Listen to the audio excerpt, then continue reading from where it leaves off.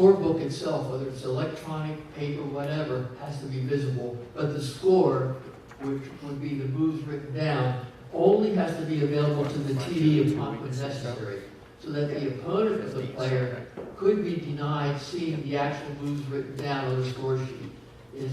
This is the way I interpret that this rule would go. Is this true?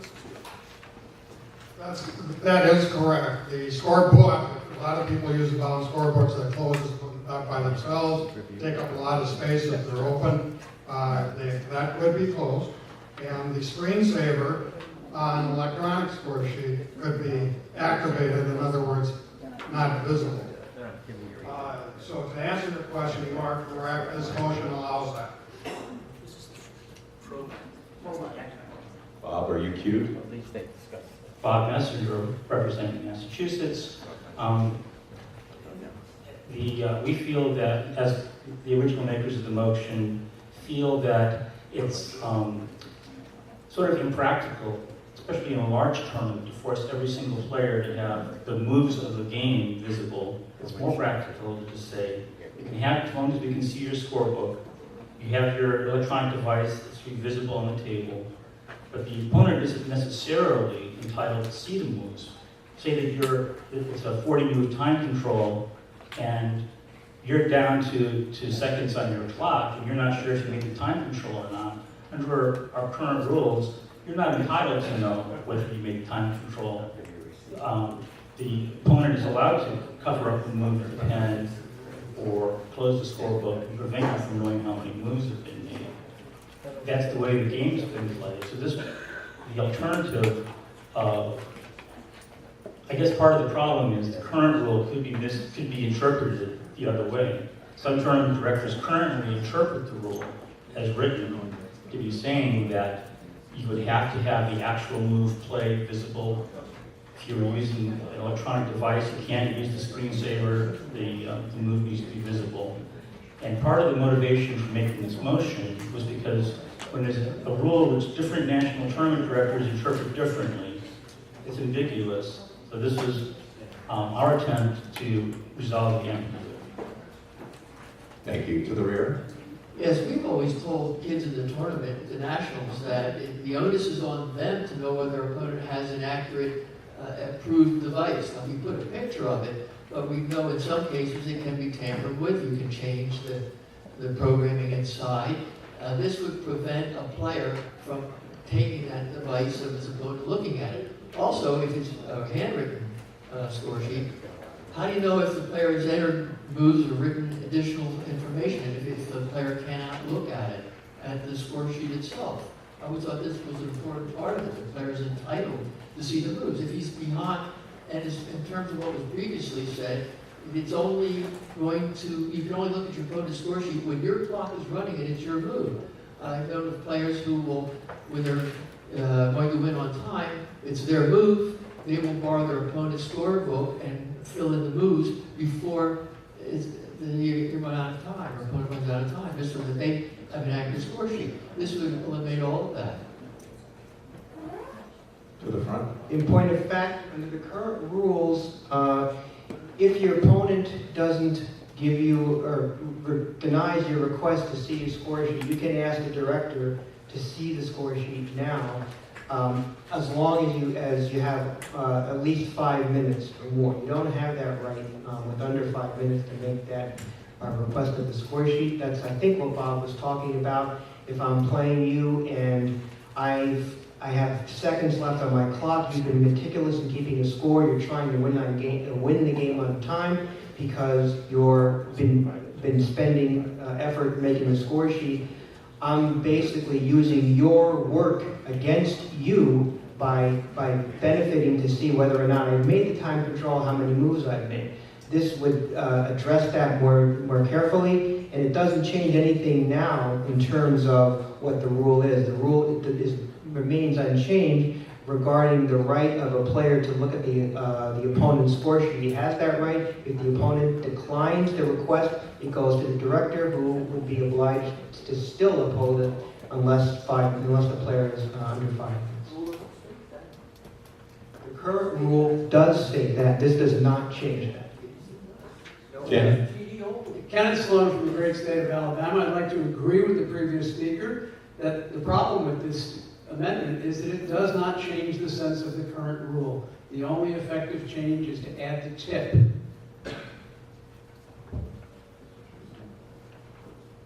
Sloan and Emmett agree. Cue the media.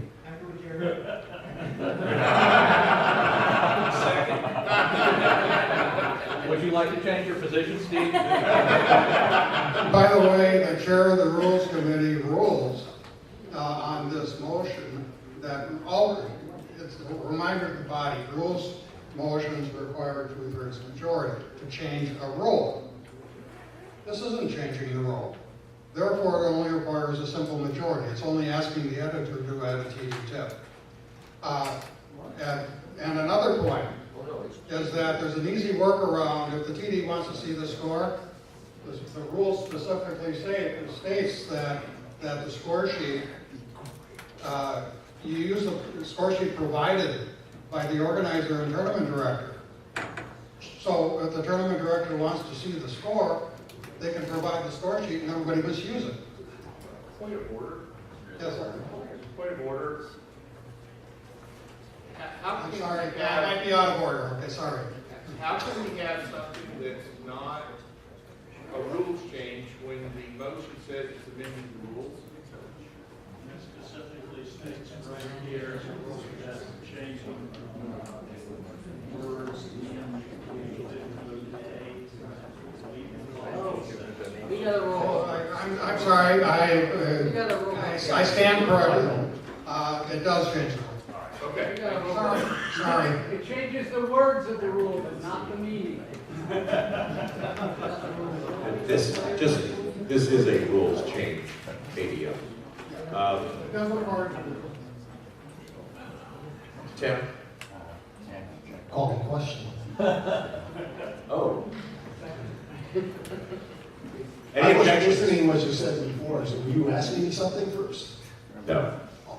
Any objections? We have an objection? All in favor of calling the question, please raise your credentials. Down.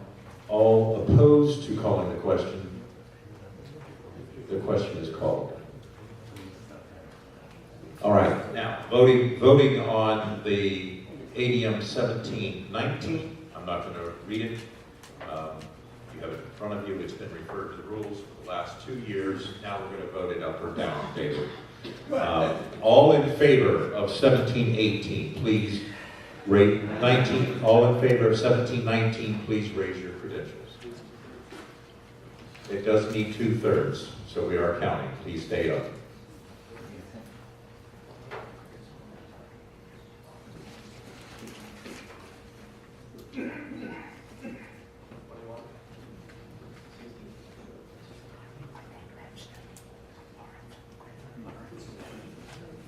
We got the board.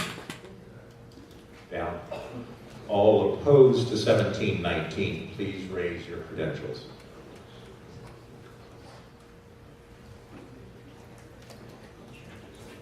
Oh God, we got math coming here. I got you covered. Arithmetic is math.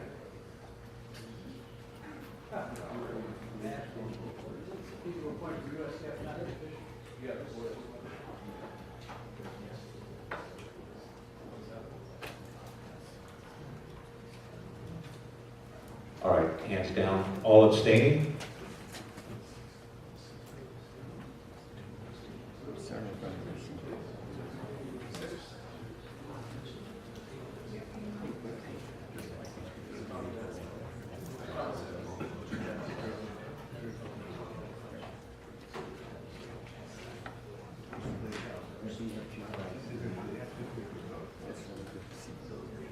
All right, what are the counts? 38, 27, and 8, motion fails. I'll pause while some of you work your calculators. All right, 1720. 1720 and 1721 are the same rule and motion. I think it was misnumbered. They should have been combined in the delegates call. And I will yield the floor first to the maker of the motion because he's agreed to an amendment to substitute 21 in place of 1. I withdraw ADM 1720 in favor of ADM 1721. All right, so now we're moving to 1721. 1721, the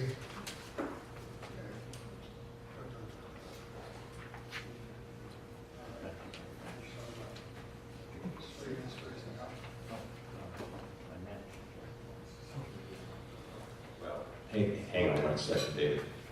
yeah, 1721. Let me go Work. conflict of interest here.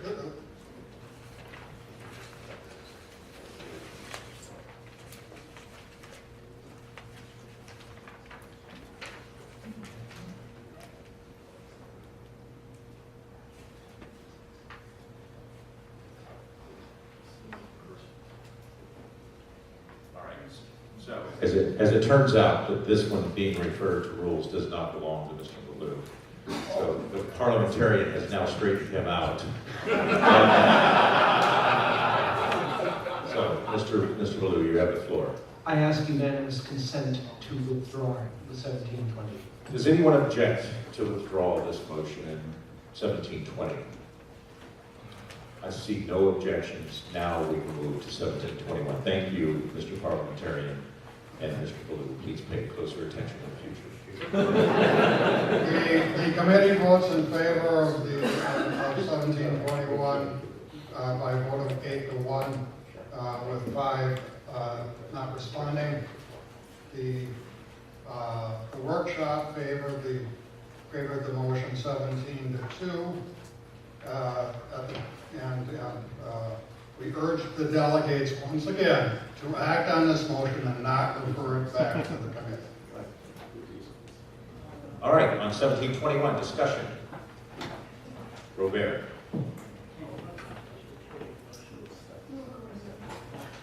All right, Bob Messenger, representing Massachusetts. I believe Ken Baloo's motivation for this is the fact of our two major pairing programs, SwissSys and WinTD. SwissSys awards the buy according to the rule book, which is the lowest rated player in the lowest score group who hasn't already had the buy. WinTD, however, does it a different way. WinTD says, look at the lowest score group, find and decide whether, look at the color balance of white and black. And if there are more players with white than black, then you're going to want to give the buy to a player who's due for white. So that really WinTD hasn't been following the rules. So Ken's idea is, well, let's make the rules at least so that WinTD does conform to the rules, especially since WinTD is used in US chess tournaments. And the committee felt better to make that a variation, but you don't have to announce the variation. So basically, it legitimizes something which is already being done by WinTD. So I urge a vote of yes on this motion.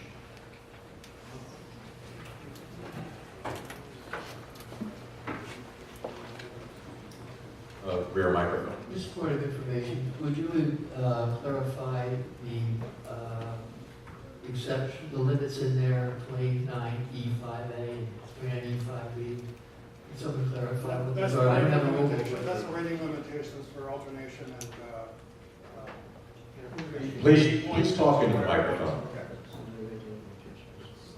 Point of information was what are the rules that are referring to, that's the rating limitations for alternation and equalization. 80 points and 200 points. Okay, front mic.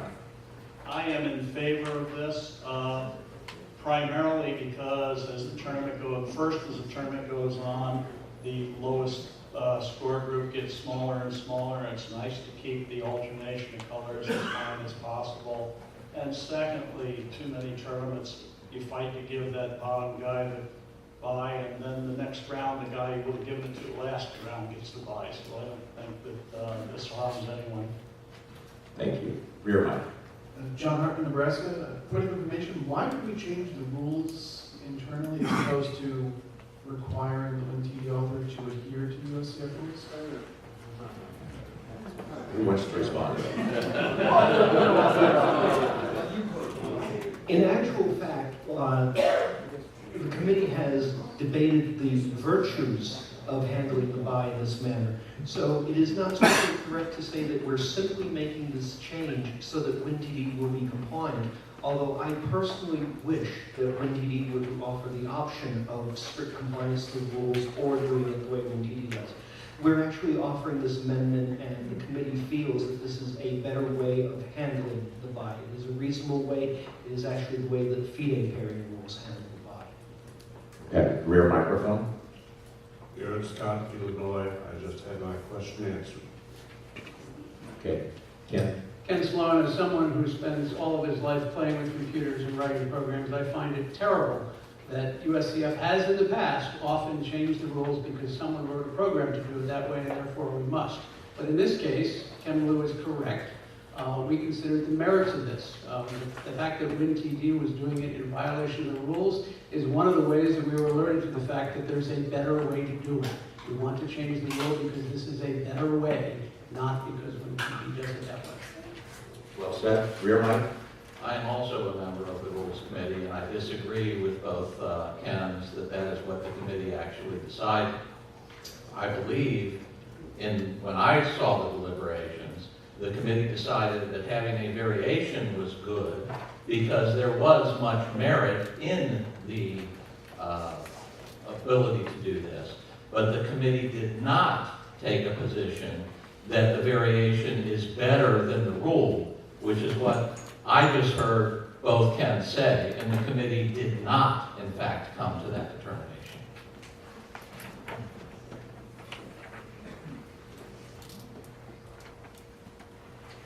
All right, we'll hear from David on that in a moment here. Front mic. Gerald Roberts, Indiana. This is more of a point of order. Does the rule currently provide that you have to indicate whether it is new, if they're new players? Yes. If that wording is not underlined, it is the text that already exists. Front mic. Andrew Ray, Virginia. I call the question. Any objections? We have objections. All in favor of calling the question, please raise your credentials. Down. All opposed, raise your credentials. Any abstaining? All right, the question is called. We're voting on ADM 1721. I'm not going to read it. It's in front of you. Yeah, it's a rules change. We're gonna be counting, so keep going on. All in favor, please raise your credentials.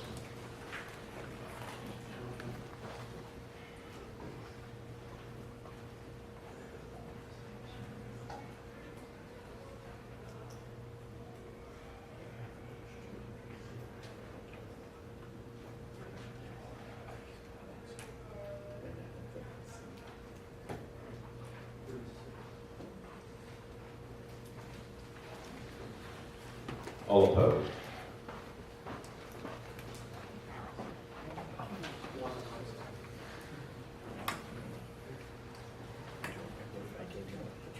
Any abstaining?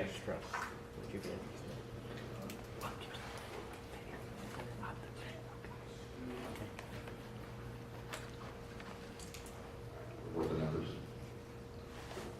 64-6-6. The motion passes. ADM 1722. This was referred to rules. David. The Rules Committee has determined that this is not in the Rules Committee purview. That is, this is not a rules change or suggestion. This belongs to another committee that is going to be nominated, I believe, by a motion later in the agenda. Therefore, I move to postpone this motion till after ADM 17-40, when that committee will be voted on. Second. All right.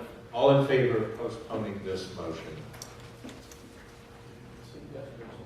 Any opposed? Any abstaining?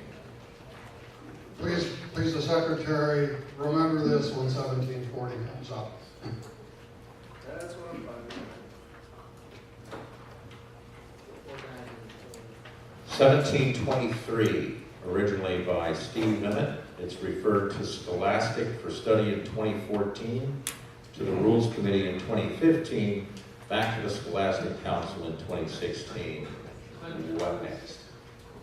All right, so let's hear from the Scholastic Council. Not being willing.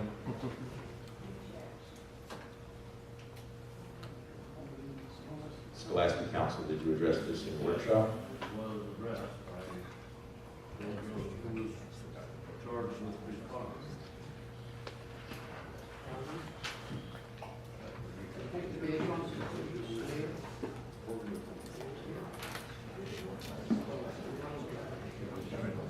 Yeah, but neither. You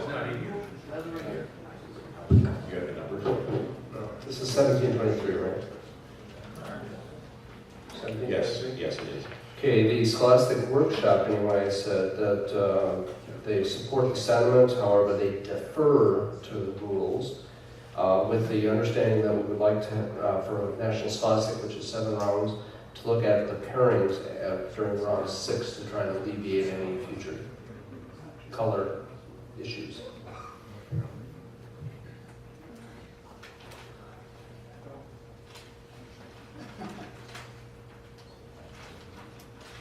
Gee, I hate to refer this one again. More importantly, nobody wants it. Give it to that new organizers council, they can handle this one. What was that again, Mike? You feel it is a rules issue? The council did. Yeah, because it had to do with color allocation, right? So. Yeah, but doesn't the Scholastic Council deal with all the scholastic events and they don't necessarily follow the rules anyway? I know what we're going to have to Minnesota. Sorry, that was probably out of order, but. Probably. Okay, it might be up to the organizer on how they advertise their events as far as team events are concerned. We don't know how to fix it. Okay, Chair recognizes a V. You were sitting closest to the Scholastic Council chair at the time of this workshop. Yes, and I think that the council requested that when something is moving from one committee to another, it should come with a recommendation of the previous committee, so we will have an enlightened knowledge of how to proceed. It came from the Rules Committee to us with no recommendations. I don't know if they're in favor or against, and therefore the Scholastic Council have been negligent, I should say, or maybe delayed in giving an opinion. David, would you care to respond to a charge of negligence? To the rear microphone, please. Pennsylvania, I would just characterize what the council did come up with, and that was, as Mike was saying, they wanted to have it studied further by TDs going to the last round to see if it would make any unnecessary, have a negative impact on it. They wanted some more feedback first. They wanted the TDs to study it going into the last round to see if there would be some negative feedback. David, are you responding? Yeah, in the penultimate round, the second To round. answer the question. Order. Yeah, to answer the question, I don't recall getting any request from the Scholastic Council for any kind of input. Okay. To the, don't speak from the seats. Please don't speak from the seats. Front mic. Bob Messenger, representing Massachusetts. My feeling, a motion which has already been referred 3 times should not be referred again. So I believe that we should take an up or down vote on this. My recommendation is, yes, we should make that be the default rule. If the Scholastic Council wants to use different rules for their tournaments, they're perfectly free to put that as a variation in their set of scholastic rules. Now, I would think that we need to decide one way or the other We have conflict between color equalization and players on the team. We already have +2 pairings, so the top players in the last round, we're going to be looking at colors because the +2 pairings say that if you have a +2 score, we're not going to be using the team player pairings for those players. So I think this is a fine rule. I think we should vote yes, but I don't think we should refer because referring 4 times is just ridiculous. All right, thank you. Ken?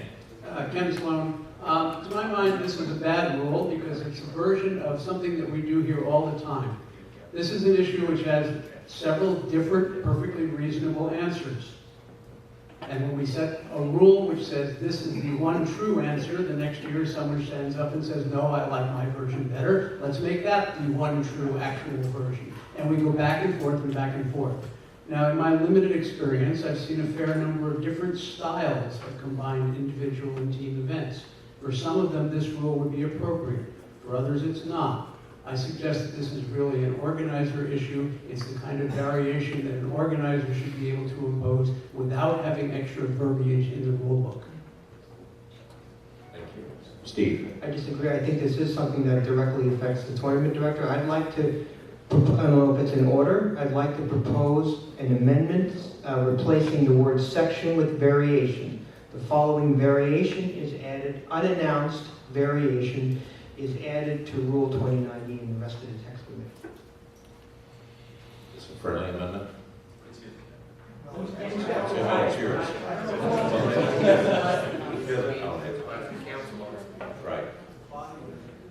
The body owns it.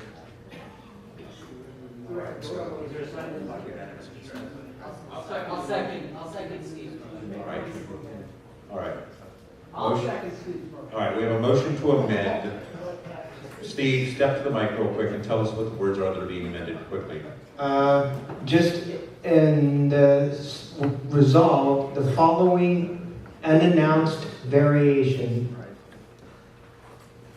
That's it. Okay, so now we're voting. Is there any discussion on the amendment? Yes. One point of information, I think I heard somebody indicate they thought we were modifying the scholastic rule. This is the main rule, not a scholastic rule that we are discussing, in my opinion. Right. Ken? I believe it would actually be better to include the word variation following 29E8. Therefore, I move to amend the amendment to be insert the word variation after 29E8 in the proposed text of the rule. Steve?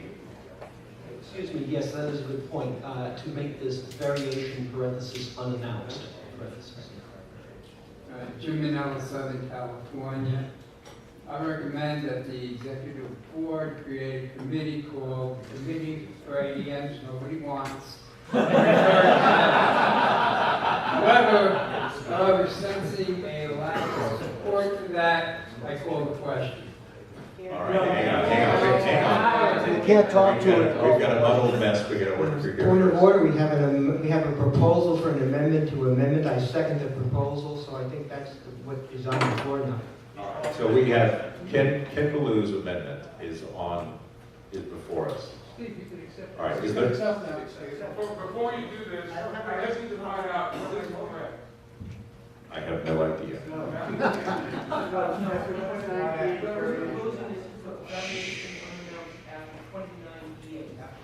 Okay, got it. Thank you.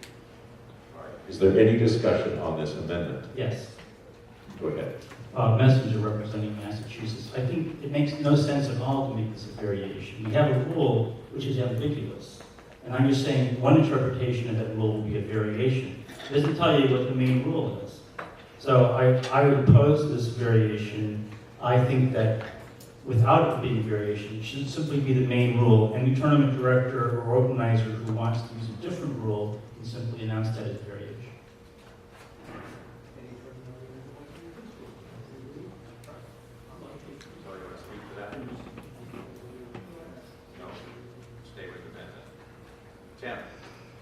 If I've been following this correctly, I think I'm calling the question on I'm adding the amendment first. Yes, I think you are correct. All right, any objections calling the question?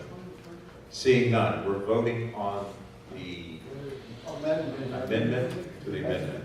But it is now the amendment, right? It's the language that's up on the screen in front of us right now. All in favor, raise your credentials. This is a rules change. It's a rules change. So we No. won't. Gotcha. We're just doing the amendment, right? Yeah, we're just amending now. All right. All opposed? Any abstaining? All right. The amendment, the rule, the ADM is amended. All right. Now we're to the amended motion. I thought we were referring to. No. Okay, then I call the question. Any objections? We have an objection. All in favor of calling the question, please raise your credentials. Any opposed? Any abstaining? Question is called. All right, we're now voting on the language that we see in front of us on the screen up here. Is there any? We need a 2/3 vote, so we will be counting. Keep your credentials up once you vote. All in favor of the amended motion, please raise your credentials.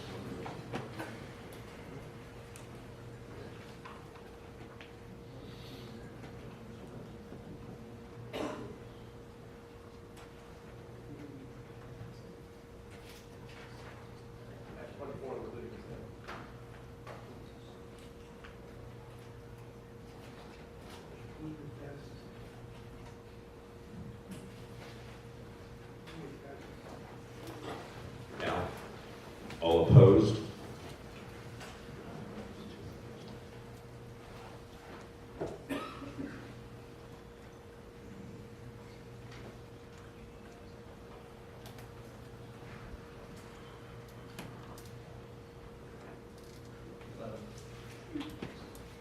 It's a total of 19. All abstentions?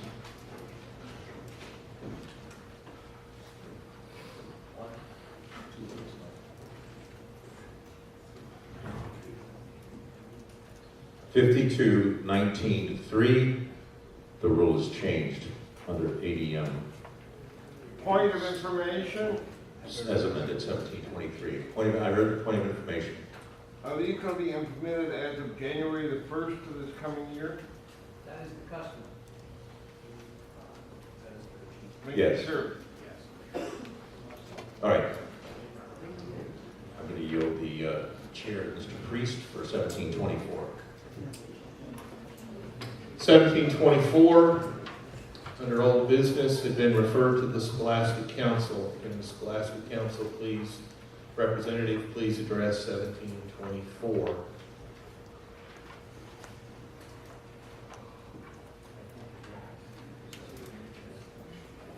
Is there anyone from the Scholastic Council who will address 1724? Thank you, Mr. Lee. We're currently looking for notes.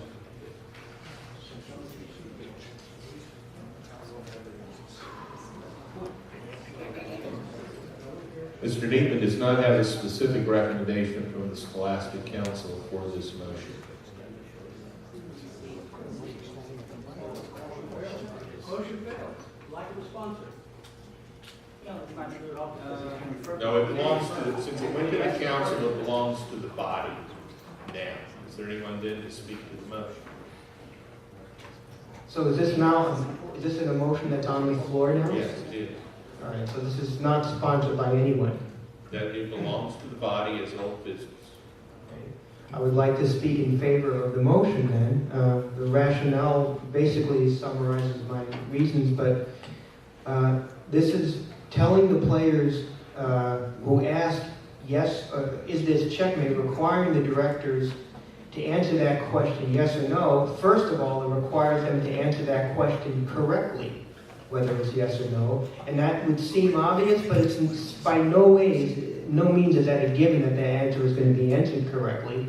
And when that question is answered incorrectly, the amount of time and effort and anguish that is required to deal with the appeals from the angry parent and coach and everyone is certainly nothing to be trifled with. One of the arguments against this motion is that it adds extra time to the length of the round. One of the things that's happened with the National Scholastic, with the reduction in the time controls, the round times have been shortened. The amount of extra time that it takes to answer this question correctly is not, it's probably about a minute at the most for most cases. I've been in this situation many times. I've answered when this rule was not in effect, and I did not find it to be a situation where excessive time was wasted. And I think two other points are that this policy has varied from national to national, whether it is to answer, is this checkmate yes or no, or to answer the question by throwing it back to the players and letting them deduce the answer. That policy has itself varied from nationals to nationals. I've worked at nationals where it's been in both cases, and it's been up to the director of the national, the particular chief tournament director, how that would be answered in the past. I don't know about the future. That has been the case in the past. I think most importantly, the job of the director is not to tell the players what's going on in the game if they don't know is this checkmate or stalemate. They should be first given the opportunity to try and figure that out themselves. We're not here. The sole purpose of the national is not to get the rounds over as fast as possible, because we already have mechanisms that allow the rounds to be done in plenty of time. So, help me a minute there, Steve, because I'm a bit confused as the chair. You're in favor of the motion, but it sounded like you were saying you were opposed to people answering the question. I just got confused. I'm sorry. Opposed to answering the question with a simple yes or no, and making the director tell the players what's going on in the game. So that would mean you're opposed to the motion? No. Okay. I'm in favor of the motion. The motion is opposed to requiring tournament directors to answer the question, is this checkmate with yes or no? I apologize, I was confused. Given the number of people that we have lined up to speak to this issue, we will go ahead and oppose the traditional 2-minute limit to speak. So now we're back to the back microphone, Mr. Shea. Although there's nobody from this place at the council here at the moment, I was at the meeting, and the council did decide at the time to study this and come up with some appropriate questions to ask a player who asked whether or not it's checkmate. We're forming a subcommittee that's going to investigate this. So my recommendation is that we postpone this until that subcommittee has had a chance to develop more fully the kind of questions that would be asked instead of the simple yes or no. Okay, we have a recommendation, if that's not a motion. Mr. Blue. As a tournament director, it is beyond my understanding why the correct answer to is this checkmate is, that's for you to figure out. The tournament director ought not be providing assistance, ought not be telling the players how to determine whether it is checkmate or stalemate. I don't understand players playing a rated game of chess needing to be told whether it's checkmate or stalemate. I understand, I've heard that this is sometimes a strategy suggested by coaches. I favor that strategy. I speak in favor of the motion only insofar as it gets the tournament director out of the business of dictating whether it is checkmate or stalemate or not because I think it is a good motion. Point of order, both candidates agreed with me. I'm not sure that's a point of order, but Mr. Kaufman. Larry Kaufman, Maryland. I just want to point out that there are quite a few ways the game of chess can end, not just checkmate or stalemate, it can end by a 50-move rule, end by repetition, end by sufficient fate, and I think a lot of kids don't even know all these rules. So I'm not particularly taking a position on the motion, although I probably vote yes, but I do think it should be amended to cover all the possible outcomes of the game of chess. If a kid comes up and says, is king and bishop versus king and draw, that's no different than asking is it checkmate? Or is it because it's 3 times the repetition of the same position, or is it 3 times the sequence of moves? You may not know that rule. So all of these should be treated the same way, in my opinion, whatever that way is. So I guess I'm proposing an amendment, but I'm not quite sure what the best way to word that would be. Well, if we're going to propose an amendment, we have to have an amendment instead of the notion that it ought to be amended. Well, We need more. somehow we have to replace the word checkmate by a game-ending event, maybe. Maybe that's better language to suggest.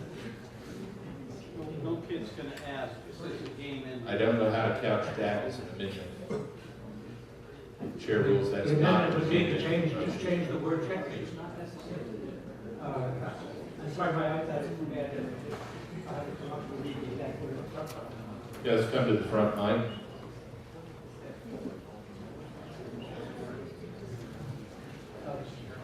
Fire director, is this checkmate? So instead of saying is this checkmate, it should be something like, is this checkmate or any outcome that, or any event that results in the game being terminated as a draw? That would do it. Really? For a 6-year-old kid? Really? So we now have a motion on the floor to amend. For a 6-year-old kid, really? Although the wording appears to be a bit vague. Chair, I rise to a point of clarification. There's a Please. lot of noise in the room, and it is difficult to hear the active speakers. Sidebar discussions, please avoid them because I cannot hear very effectively even up here. So we have a vague amendment that we don't know exactly how it's worded.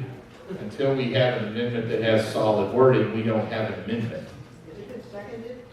It has not been seconded because I have not ruled that we actually have an amendment that anyone can second. All right, I'll try to restate it in a more precise manner. So my amendment is to change is this checkmate, third line, to is this checkmate or a draw due to one of the laws of chess? That is an amendment that we can understand what it means. However, we're not changing this section. That's the current policy. I'm adding, okay, you can call it extending the section. Is this checkmate or a draw, an event? Draw by rule. Is there any Draw by the rules second? of Is there any second to this amendment, proposed amendment? We have a second. Is there any discussion to amending this motion? Can we make sure this verb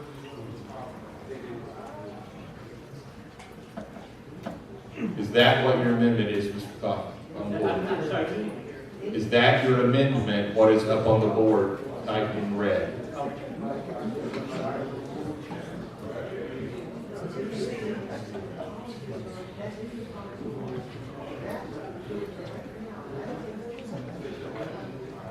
This is becoming a Please end discussion amongst yourselves. We're trying to work out what this motion actually is. We cannot hear.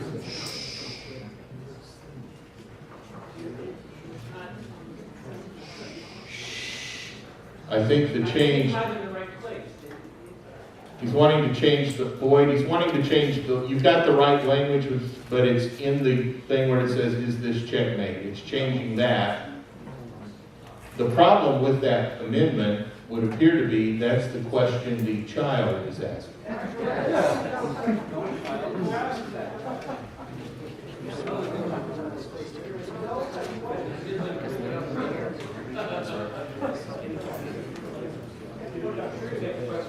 Call the question on the amendment. The question, excuse me, the question that the child will ask is this checkmate? I don't think I've never had a child ask me if this is checkmate or a draw under any one of the possible rules of chess. I've never had them ask that question. The question that the child will ask at a national scholastic event or any other scholastic event that I have ever experienced is this checkmate. How about this became So- checkmate or stalemate or a draw? I'm going to rule this amendment out of order, and let's move on. Because it's not an amendment to the, it's not a proper amendment. So we are back to debating this ADM as presented, and we are to the front mic with Garrett. You have 2 minutes, sir. I speak in favor of this motion.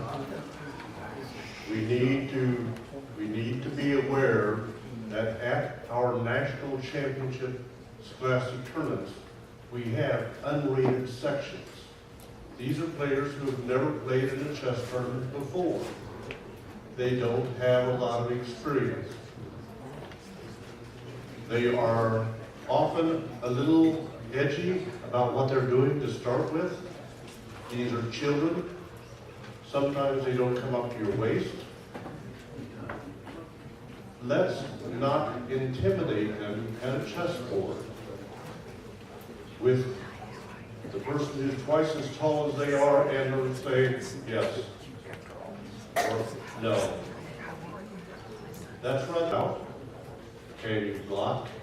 Can you capture? Once they've answered those 3 questions, we've educated them a little bit and given a friendly interchange between the director and the player. I think that is at least as important. A representative from the Scholastic Council said they think that's a wonderful plan. Does anybody from the back mic wish to oppose that referral? I oppose it. All right, let's vote on the referral. All in favor of referral, signify by raising credentials. It's an army. All opposed. I declare that that motion has been referred back to Scholastic Council. We welcome the debate in Madison next year. Ridiculous. With power to implement. Well, we welcome the report in Madison next year. Do I know when to take a bathroom break or not? All right. Yeah. All right, 1725, I'm sorry.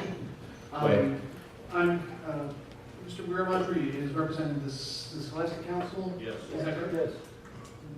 I'm curious why you weren't representing them when we were asking for the Scholastic Council to weigh in on things? I'm just curious. He went here. It was right. There are 3 of us here, but the chairs are not here. The chairs took notes and So votes. no one from the council, I'm just curious why we were having these questions about the Scholastic Council. He's the incoming chair. The previous chairs are not here. Okay, thank you. All right, 1725. This is TDCC's. Alex? So, we were asked to come up with a practical component for testing NTD abilities, and we had a great deal of difficulty for that, and unfortunately, Mr. Emmett was not at the TDCC workshop, but what we came up with was to require an NTD applicant to have been an ANTD for at least 6 months, and the committee was in favor of this. I don't have exact numbers. The workshop was in favor 9-3. Wait, I'm confused. What are you doing with this motion, this ADM that's in front of us right now? Okay. You're speaking neither for nor against the motion in front of us? He's saying that the TDCC already feels that it has an appropriate mechanism in place by requiring a director to be an ANTD for 6 months before becoming an NTD. All right, well, that's speaking against it then. It's a committee report. Go ahead, Ken. Changes to TD certification requirements go before the Tournament Director Certification Committee and then directly to the Executive Board. The delegates do not need to approve changes to tournament director certification requirements. The tournament director certification committee has already voted on the motion to require A&E length of service of at least 6 months. That would go directly to the executive board.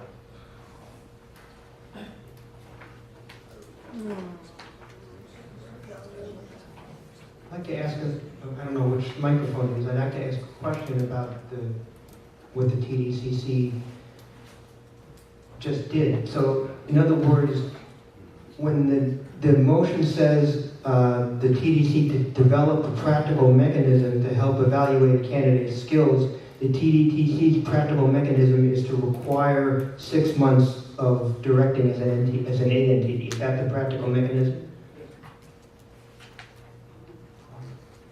Well, I don't know how to express an additional point of view then that's contrary to the TDCC. At what point? Because I don't think that is what the ADM was really asking for. We couldn't figure out what the ADM was asking for. Steve, I think one thing that the TDCC recognizes is some people became NTDs without ever taking the ANTD test, and the two tests are different. So you're tested for two different things. Both of those tests are written tests, and the point of this was to have a practical test similar to observing the director direct the tournament and evaluating his directing. Similar to what's being done at the National Scholastics. That's it, Steve. Ditto. You just hit the nail on the head. Thank you. It's already being done. It doesn't have to be done under the auspices of the TDCC. It's being done for directors who direct at the National Scholastic. That's right. Where else would you expect that to happen? If you wanted them in all tournaments, with all due respect, we included you in the discussion and you cut us off. You quit responding to us. You cannot expect us to come up with something when you don't respond. Point of personal privilege, I was in the email chain with the rest of the TDCC and I did respond. I did not cut you off. That is not true. Well, you cut me off, certainly. We asked you for some more input, you cut us off. Let's get back to the merits here. Mr. Blue. TDCC has evaluated the proposed motion and produced a response that it believes will address the motion. I move to postpone the motion indefinitely. Second. We have a second. All right. Discussion?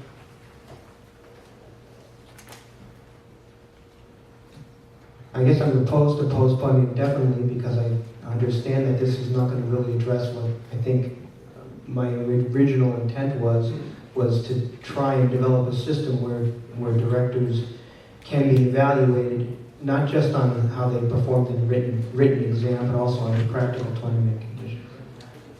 To the rear. We already have a system. If I play in a tournament and I'm dissatisfied with the way the tournament director is handling it, I can write to the TDCC and say, look at what this idiot did. And they'll look into it. I assure you they will. So if there's enough complaints against a particular director, they're going to take some kind of action, including, removing him as a director or knocking him down a couple of levels.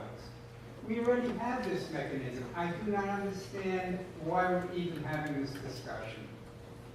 Bill? I call the question. Any objections to calling the question?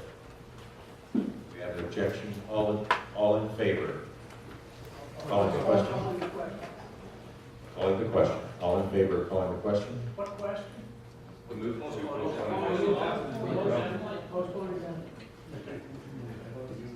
Any opposed? Okay. Any abstentions? All right, the question is called. We're back now to postponing indefinitely. All in favor, raise your credentials. Opposed? abstain?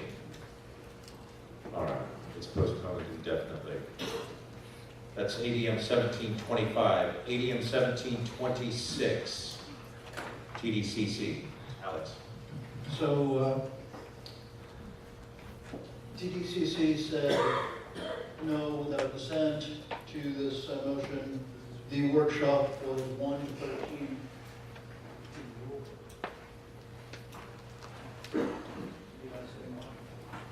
No, that's fine. Discussion.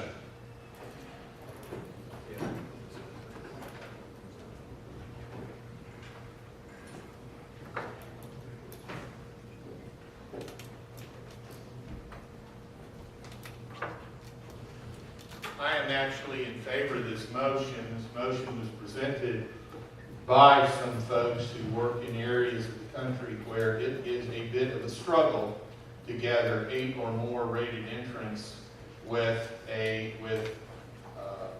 average rating of 1,800 or higher. And, you know, I personally fail to see what the round robin at that level with that number of players makes a lot of difference in doing than doing ones with 6 players that may have done round robins with 6 players where the average rating was 2,200. And I would submit I dealt with whatever issues one might deal with in that, whether I had 6 or 8 players. So I just think we have created a situation with this rule that makes it extremely difficult for some of our directors in certain parts of the country to advance. I also recognize that this was originally proposed by one of our directors who was in the great state of Utah. And that one reason he proposed that, I am certain, is because of the difficulty in figuring out a way to make this happen.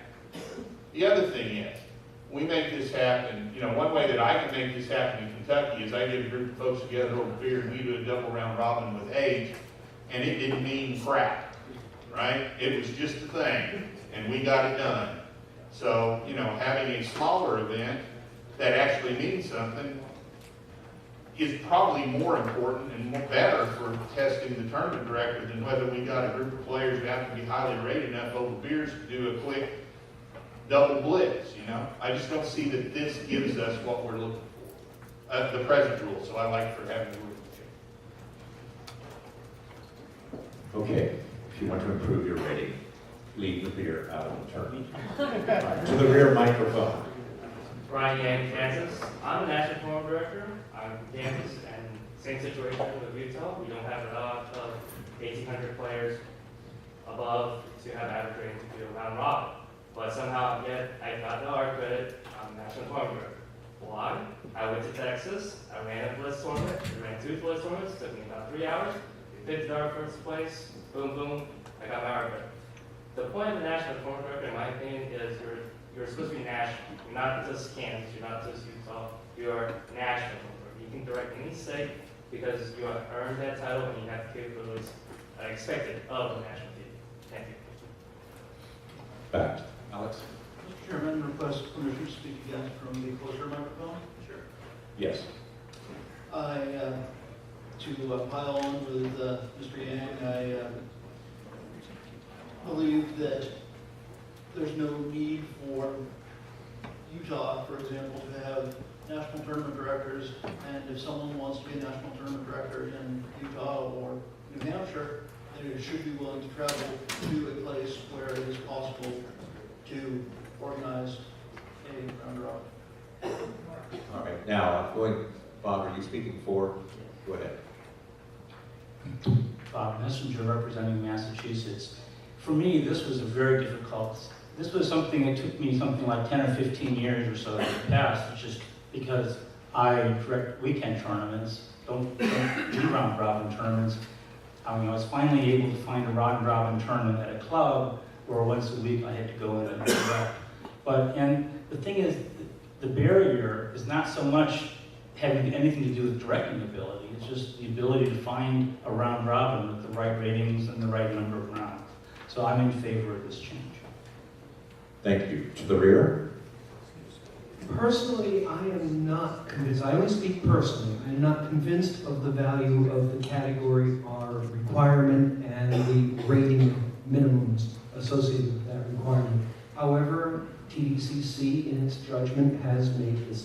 requirement.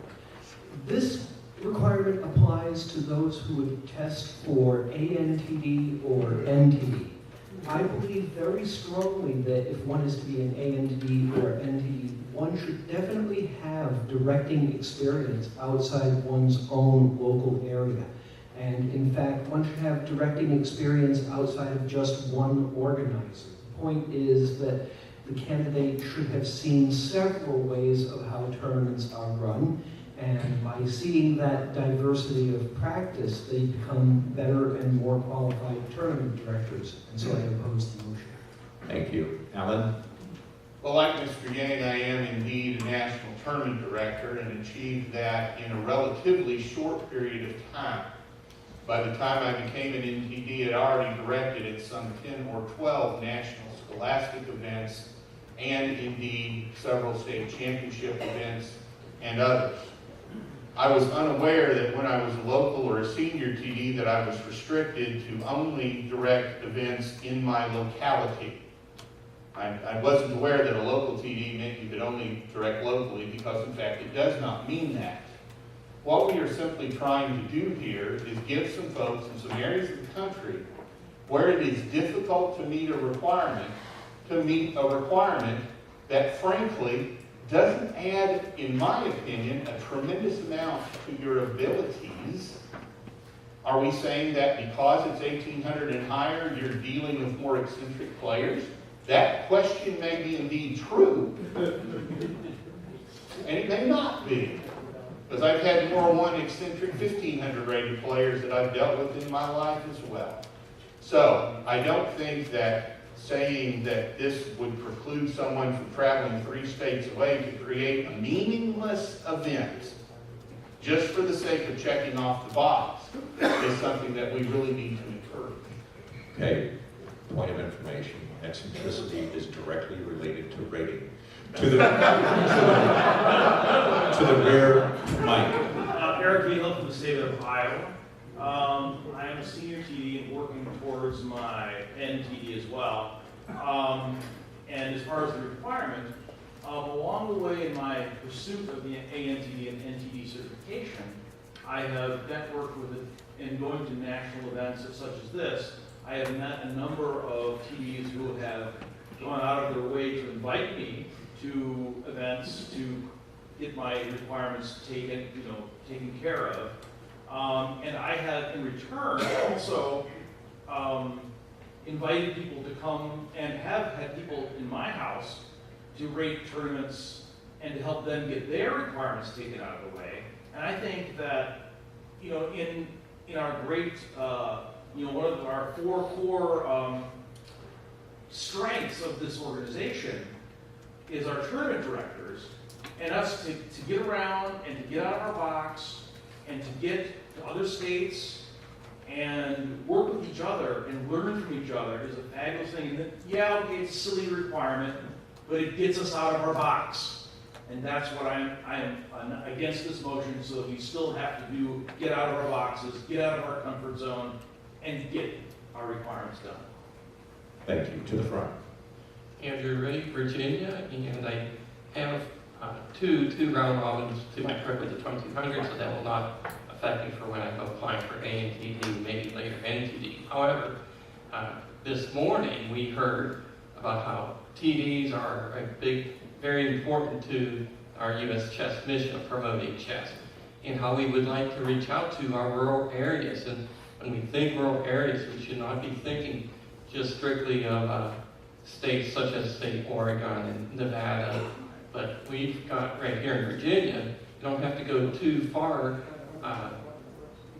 to be where you're away from civilization, so to speak. You're not in the big city when you're in places like Winchester or Wytheville, or just go a little bit south of here in the Dismal Swamp where there's hardly anybody, so to speak. So, if we're looking to promote chess, and we're looking to encourage other people to become tournament directors, I don't know that we should, not consider this proposal to where, yes, it might be a one check of the box. Yes, it might be making it softer. And, we have people who have already gone and done it the hard way, such as Brian Yang, but nevertheless, we're trying to add to our population of organizers and directors. And I don't know that it's such a terrible idea to go ahead and bring this proposal and make it actual, make it a rule.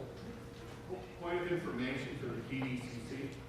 Is there some requirement in the list that requires a prospective ANTD or NTD to have experience working under an NTD at a major event already? Is there such a requirement? Okay, that's thinly veiled speaking to the motion there, Mr. Priest, as well. I'm going to, Ken. Ken Sloan, I'll let the body decide whether I'm speaking for or against my own interests, but I'm speaking against the motion. This requirement is probably the reason that I'm not an NTD and have chosen not to pursue it, because in fact for me it would be difficult to put together such an event. But in looking at other TDs and seeing what roles they take around the country, I think this is an important requirement.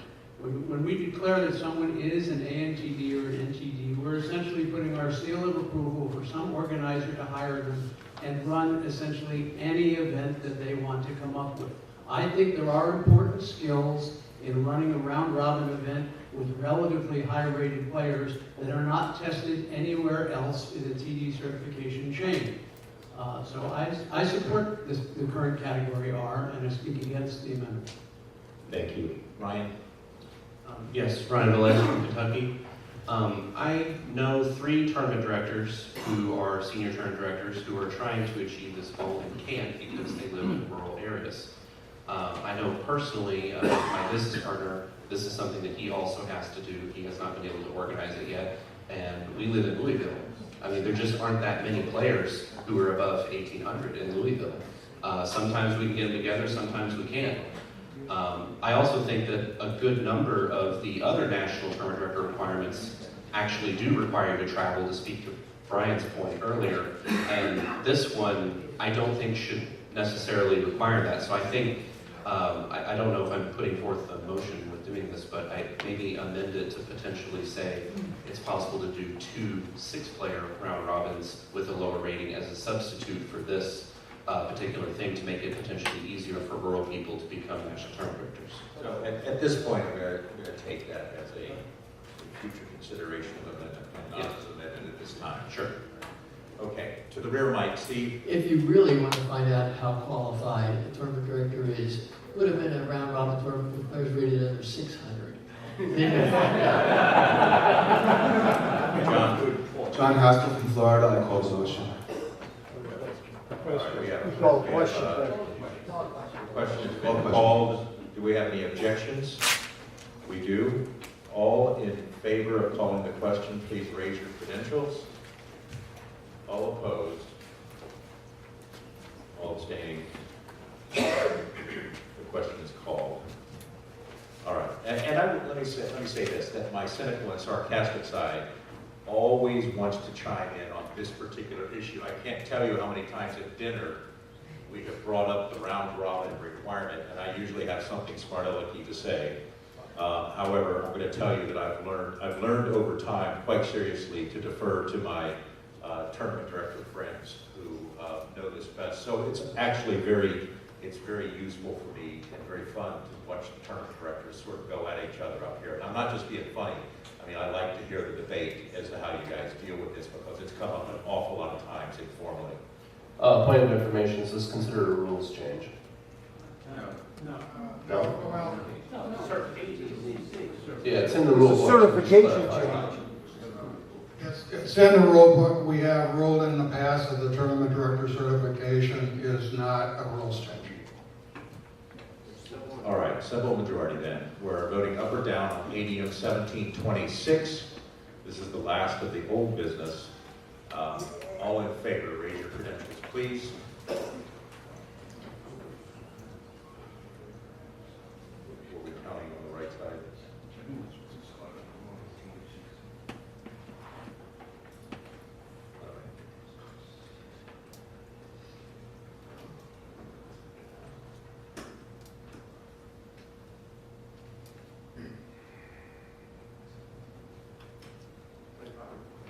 Okay. And all opposed?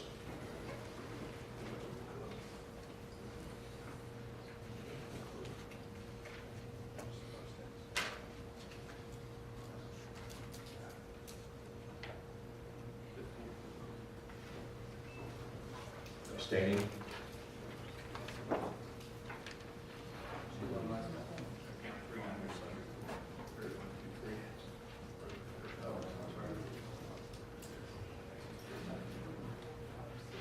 Forty-two, 28, 8, motion passes.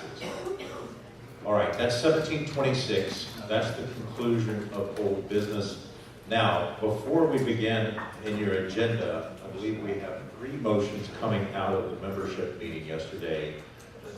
Boyd, do you have those? All right, I'll give you a moment here to identify those. Yeah.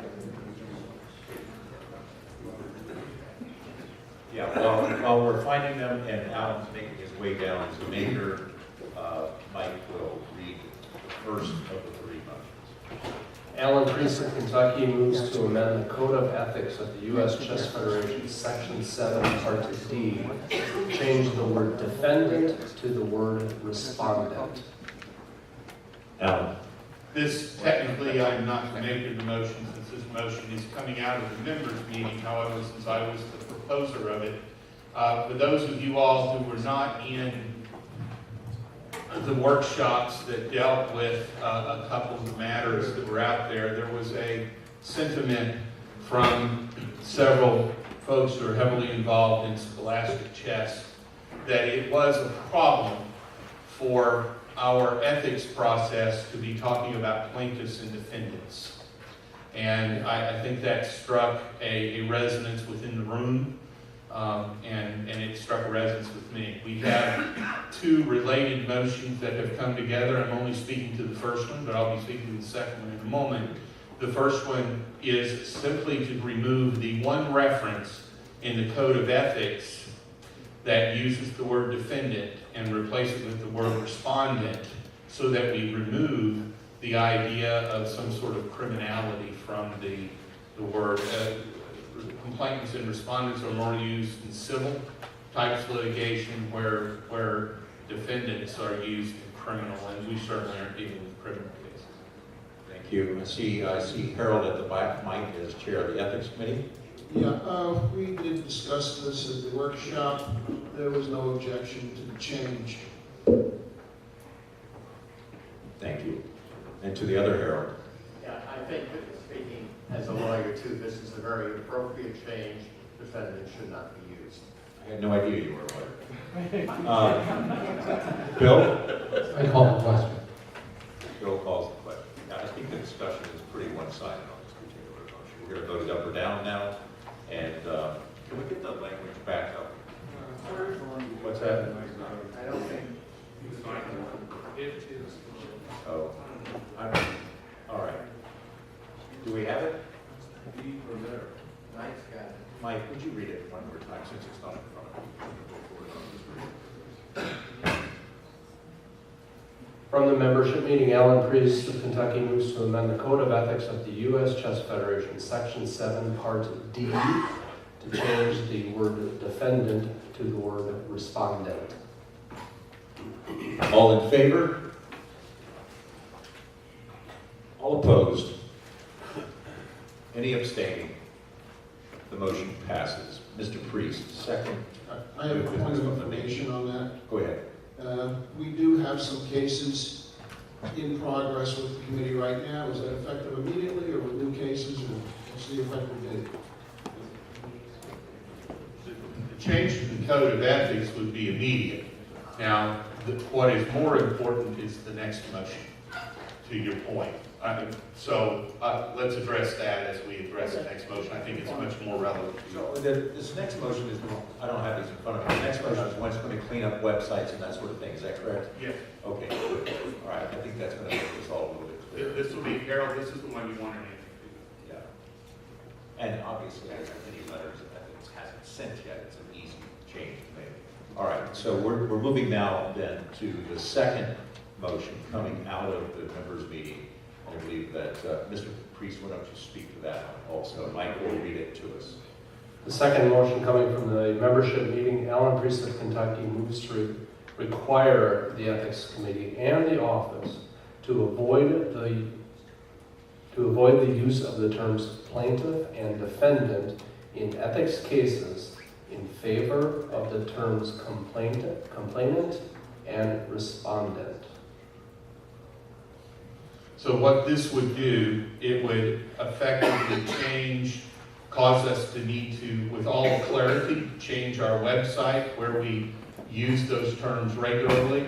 It would also require now, effective with whatever the next letter you send out from the office related to an ethics case, to change that language. It would require the ethics committee now to, in any future letter, change those terms in anything that they're dealing with.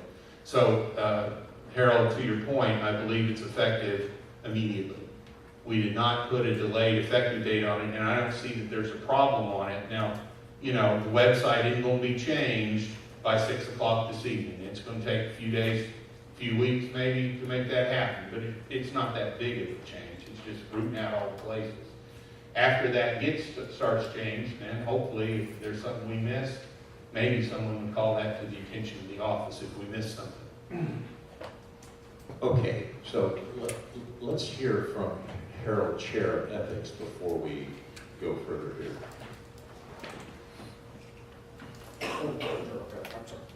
Ron Harold, walk out.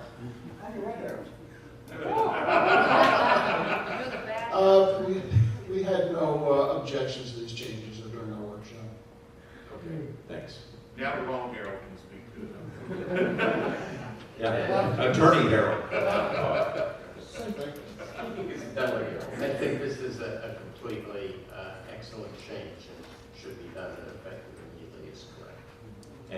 And Bill, surprise us. Call it question.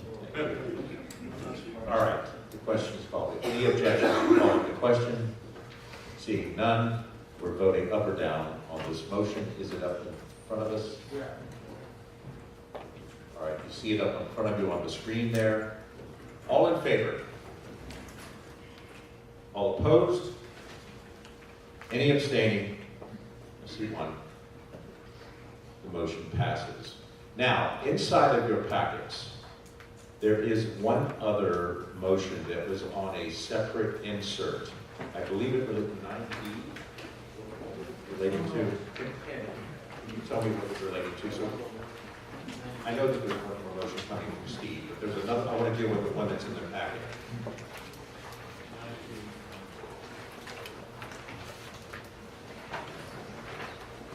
It's a rules motion regarding peace touching. Yes. David? It's a change to Rule 9D. The reason for the change is that there was an appeal brought before the committee. We had to rule in favor of the respondent. Need to have that language correct. And against the appeal because of the language of the rule. We thanked the appellant, the complaint, for pointing out this defect in the rule.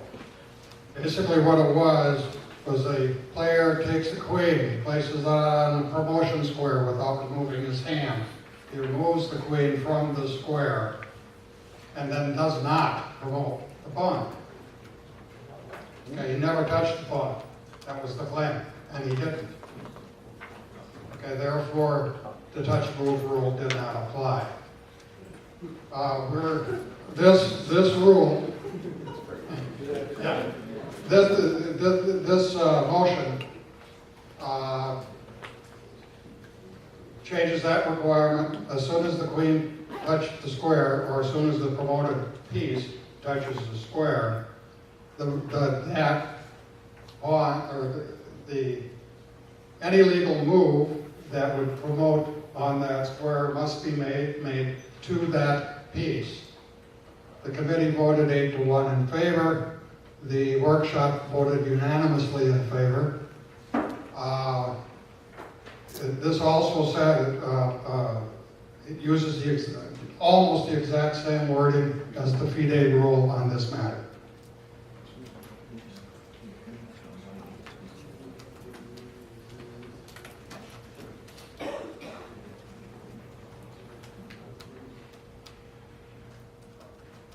David, you want to speak to this? We're still trying to get the language in front of the delegates here.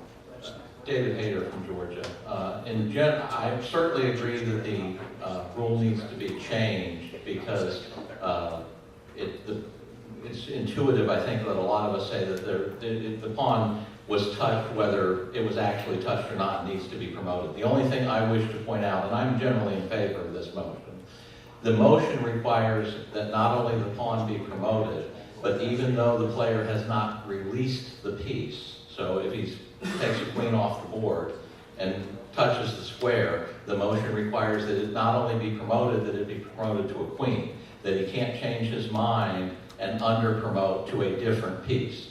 That's something that I think all should consider, and whatever they want, they want. I don't take a particular position on that. I think the main problem with the rule was that a player could indicate a desire to promote and then say, no, I didn't touch the pawn, therefore I don't have to promote. We all agree that the pawn must be promoted.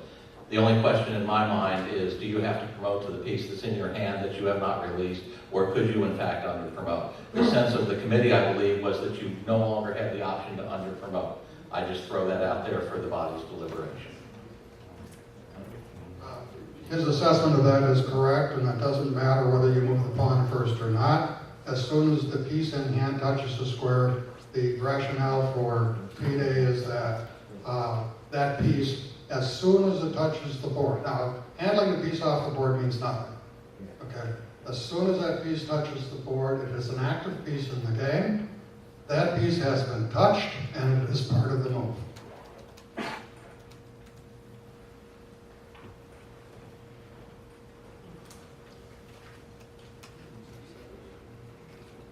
Yeah. I'm in favor, of course I'm in favor of the rule being changed to require promotion once a piece has been placed, but not necessarily released in front of the pawn. I'm also in favor of changing the rule that the choice of piece is finalized once the piece has touched the promotion square. Right now, our rules allow the practice of a player picking up a piece, placing it on the square, keeping the hand on the piece, evaluating the resulting position, and then deciding whether the player wants to promote that piece or to pick up another piece and try to promote to that. Effectively, it's allowing analyzing before determining which piece. Steve? I'd call the question. Any objections? Seeing none, we'll vote up or down on Rule 10H, which I believe is now complete up there. Is that correct? Yes, it is. What's that? 90 and 10H. Two rules will be affected in one vote. One vote.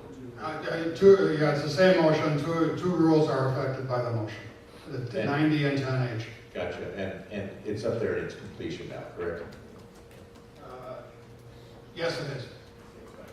Okay. All in favor? All opposed? Any abstaining? The motion passes with 2/3. Okay, now we're on the last item now of membership meeting business. Steve Emmett.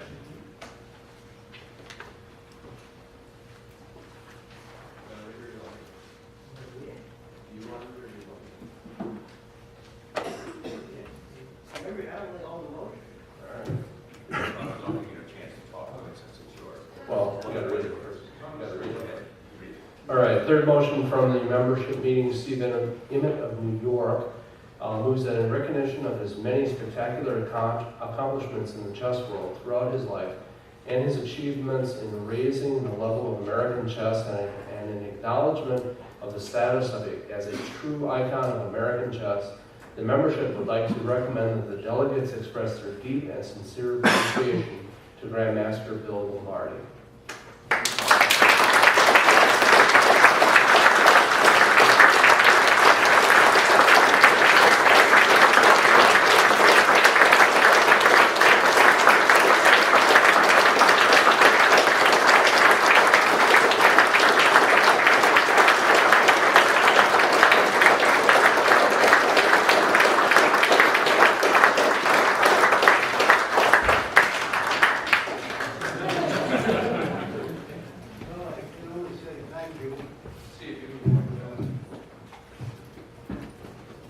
think it doesn't make any difference how often one says thank you, as long as it's sincerely meant.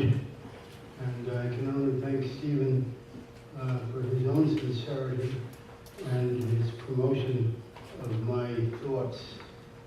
I'm sorry that so many things happen over the years, and I would like to be able to talk about that, and I've been waiting to talk. So should I talk now or hold my peace? I think I'll talk. I knew Colonel Edmondson, and he did me a lot of harm, okay? And he did the Federation maybe even more harm than he did me.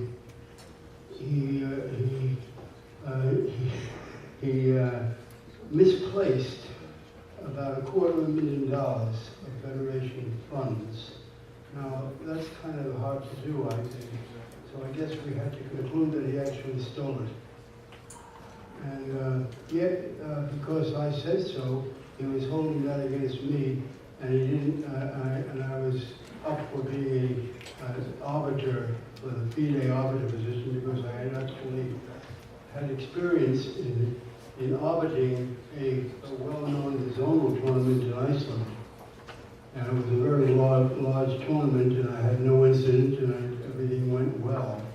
So I couldn't do that because he was going to punish me that way too. So he was a very punitive type, but he didn't seem to punish himself. I think I guess we were all supposed to do penance for him and his wrong deeds. It turned out that he was really a brutal person. Fisher and I ignored him in Reykjavik because he popped up there hoping to get some credit when he deserved almost no credit for the event. Grandmaster Lombardi, two minutes remains. Yeah, I coached Fisher since he was 9.5 years of age, and successfully, and I thank God and whoever helped me, and there are a good number of people who did. I still hope to write and put that in writing. And I think anyone here who proclaims that for me has also been helping me in a way. So it was very curious that nobody did anything to change anything, and they allowed Fisher to be chased from pillar to post until he got almost murdered in a Japanese jail cell. And we have to do something about that too. What on earth did he do wrong? He had violated no law. He criticized violence, of course, that's being a peacemonger. That's not so terrible either. And if he didn't like your way of selecting peace because you picked up a gun all the time, I think he had a perfect right to do that too. So in any case, he had freedom of speech, and he was perfectly capable of bearing that responsibility. And he was a little loud sometimes and a little bit vocal, but hell, he gave us enough of a reward.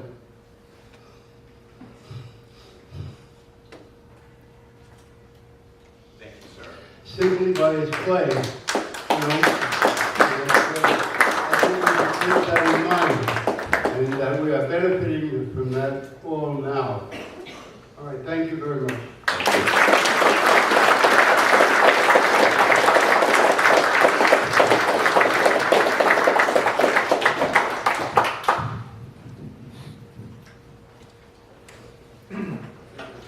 All right, new business.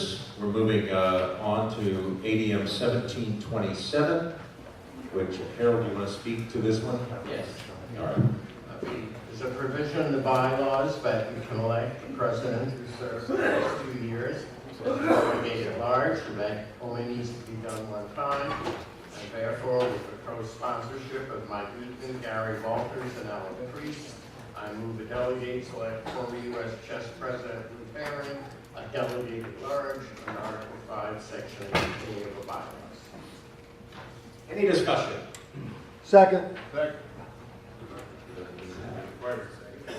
See none? All in favor, raise your credentials.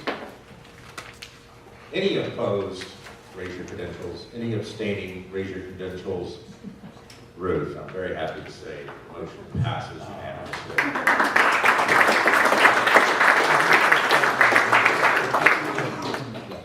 ADM 1728.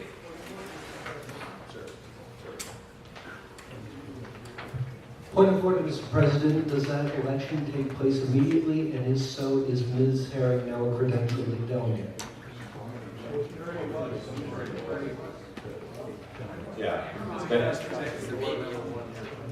Right. And Mr. Perdue, when you ask a tough question as the parliamentarian, I'm going to expect you to have an answer. All right, 1728. Who's coming up to talk to us about this? Mike? Harold, what's going on? All right, this motion was referred to the bylaws committee, and basically what it does is propose to... Microphone. Harold, it wasn't referred. This wasn't, it's not referred to. No, it's a new motion. Well, then, Mike should go first. Mike, you go first. Because it wasn't referred, we just discussed it in the minutes. Good point. In a spirit of transparency, this is a situation that happened to me this year. But it will never, ever happen again because I have to be on the board again for it to happen. I kind of consider this part of the bylaw to be a arcane relic of some bygone period where there might have been a board member who stepped down and got a plum chief TD position at a national event. I don't see that ever happening in the future as long as we've got a strong national events coordinator. I consider this this is also a problem of calendar effect. You could have some times where the U.S. Open starts the third week of July, and the next one starts the first week in August, and someone's eligible to be chief TD. And the next time they start on the same weekend, and they're not eligible. I don't think it should be a matter of a calendar effect that someone can do that. And if the U.S. government recently had a situation where someone wasn't eligible for a appointed position, and they just voted to change the rule. And I wonder if we are more rigid in some respects than the government, and seeing that something I don't think has any point anymore. And I would like to change this to, what is up there? A period of 1 year after board service ends, except for the U.S. Open. Because the U.S. Open is a tournament that happens 1 year after the next, 2016, 2017, 2018. Some days some years there's 3 or 4 days between the year, and sometimes there's 11 days, sometimes there's 366 days, so you can do it. That's my rationale for proposing this. All right, Harold, you have a workshop. Since it involved the bylaws by the bylaws committee and the bylaws workshop, the committee voted 2 in favor, 8 against, 0 abstained, 2 needs more thought. The workshop voted 4 in favor, 15 against, 3 abstentions. I think the committee and the workshop, it did make sense to them to take the U.S. Open, which is a very important event, and exempt it from the idea that you don't direct as chief director when you're of service. I would add to the point Mike raises, I see it differently than he does. My interpretation is you can't direct any events in the next year. So to me, it doesn't matter if the U.S. Open ended July 23rd, his term ended in August, that the U.S. Open next year started August 1st. I still think you can't direct for that 1 year afterward. That's my interpretation. But again, the feeling of the committee and workshop was the U.S. Open is a very important event, and it just didn't make sense to treat it differently from other national tournaments. Alan, are you speaking for? Actually, I am. Not because I am directly affected by it, because I am, although it's not my desire to do this, actually. This comes out of an era where it had been abused. It came out of an era when the elections were done differently. It came out of an era when the office was run differently. And I think we're being beholden to bad behavior of a particular individual in the past. It doesn't mean. So, and then I do have an issue. I don't want to muddy this, but I don't really understand why we would carve out one of them. You know, we don't award bids for events, for these sort of events. That's not what happened. So I think we're legislating against something that went on a long time ago, and it's just kind of unnecessary at this point. And having said that, I understand why the Senate is there to keep the rule in place. I had actually voted against this proposal in the workshop. I've changed my mind. Harold? Right, I just would want to point out that it's true the executive board has changed its practice and no longer awards national bids or events. They leave it to the office. The executive board could also change that at any time. There's nothing in the bylaws that blocks the board from changing. And the reason I carved this one tournament out is that it's the one tournament in the year that is about a year from someone leaving the board. David? I'm against the motion, not because of the merits of the motion, but I see that it is a vestige of a bygone era, hopefully. We don't need the motion anymore. I agree with that. But if we don't need the rule anymore, then let's throw out the whole rule, not just exempt the U.S. Open. I would be much more sympathetic to that. It's the carving out of the U.S. Open that is the problem, in my opinion. Well, I think the problem in that is you could have a tournament a month after someone leaves the board. Would you want them to be chiefly of that if you toss out that rule?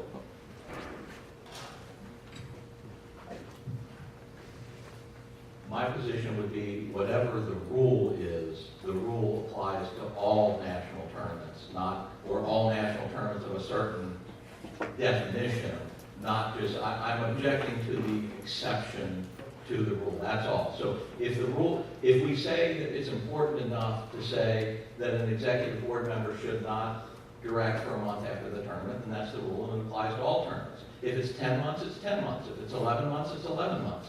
If it's 12 months, it's 12 months. We shouldn't say, we might want to say that it should only be 11 months because of this thing with the U.S. Open. That would be okay with me. But it's 11 months for all tournaments, not just all tournaments except the U.S. Open. That's what I would reject. Okay, let's address the chair. Front mic. John McQuarrie, South Carolina.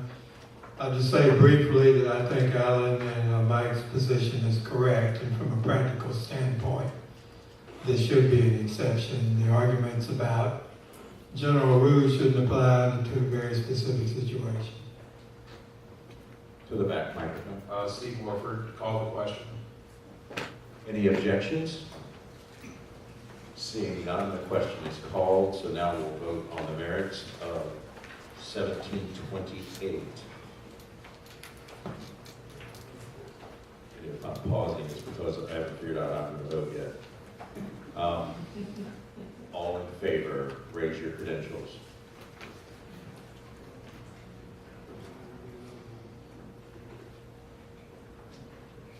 Next slide, please.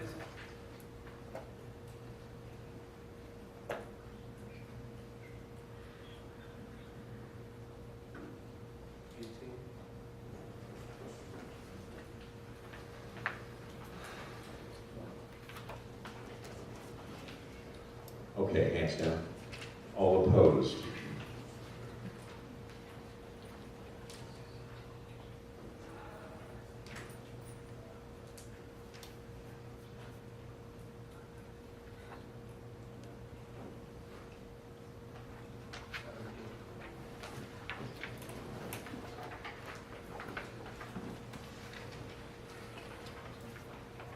Abstentions? Abstentions?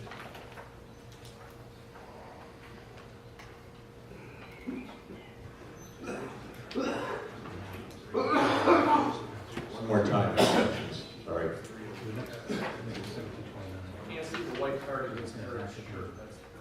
Eric, change your shirt.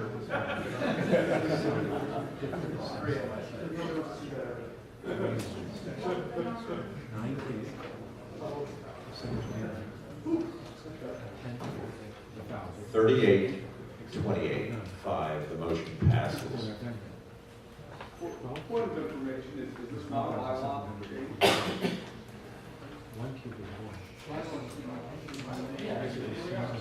Hang on. It's on the agenda.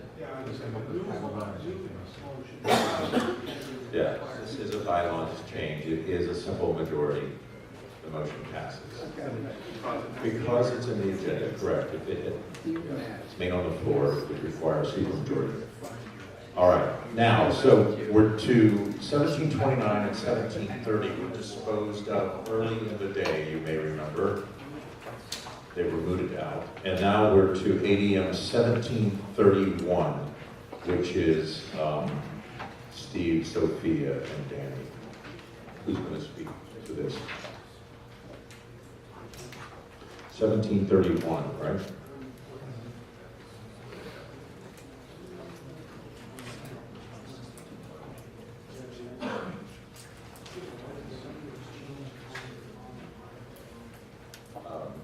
Steve, who's speaking for this?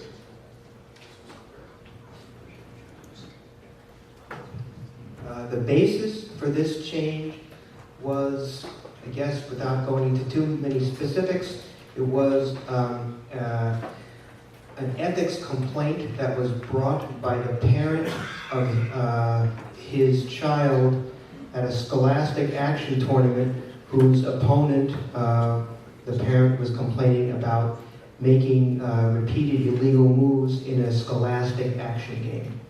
And that constituted the allegation of cheating, and this was thereby directed to the ethics committee because the parent alleged cheating by the opponent in the scholastic tournament, making repeated illegal moves in I guess, a couple of action games.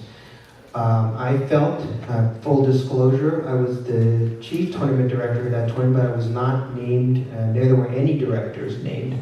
This was a complaint that was brought by the parent after the fact, without any complaint officially made to the directors during the tournament. The parent made a complaint after the fact about the player cheating in the tournament by making repeated illegal moves.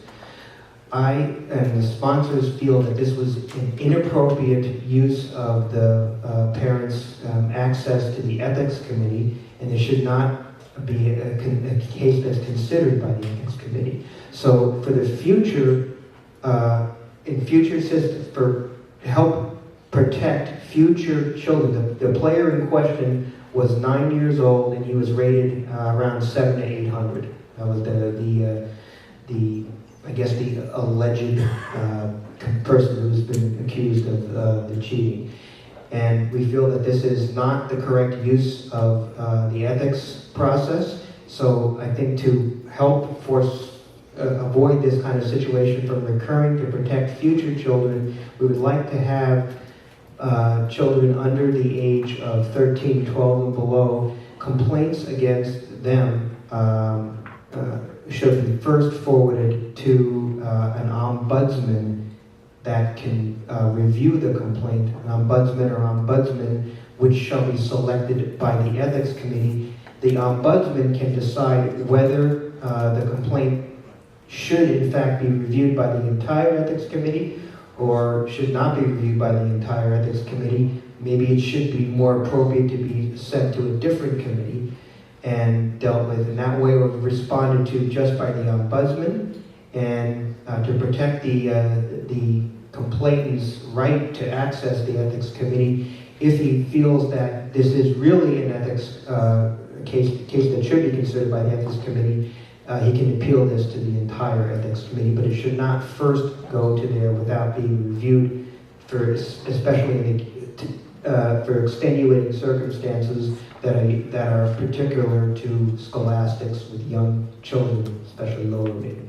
Okay, but before you step away, I just want to say that the motion that's in our agenda is not the motion that you just spoke to. No, it's a modified, it's an amended motion based on the scholastic workshop. Would you make that amendment then first, please?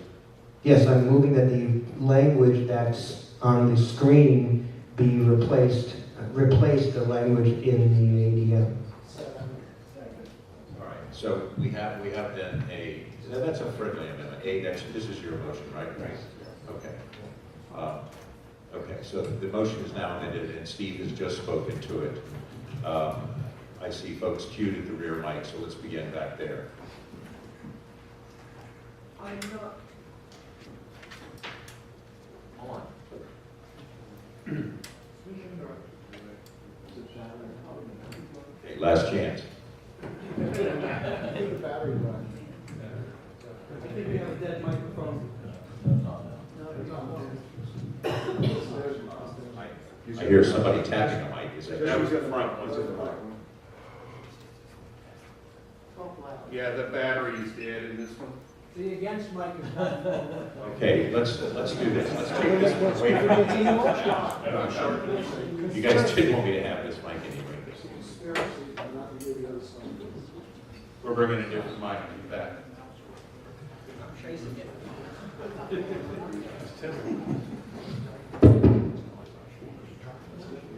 That one's definitely. I'm not that short, Alan. I wasn't doing it, I'm just trying to get it on the thing, I'm sorry. Please don't take it personally. All right, so Ken, you have a mic now, right? Please identify yourself. Go ahead, Ken. Ken Ballou, Massachusetts. I am not unsympathetic to what this motion is trying to accomplish, but I do not understand how the motion accomplishes its goal. The argument that was presented rather forcefully in the ethics workshop is that we are trying to protect the reputation of a young respondent in an ethics complaint. The problem is the ethics committee members are already bound by a very strict rule of confidentiality, and cases are treated with extreme confidentiality. There's nothing in this motion that would prevent the complainant from posting on social media, Facebook, Twitter, whatever, that he has actually filed a complaint against his opponent.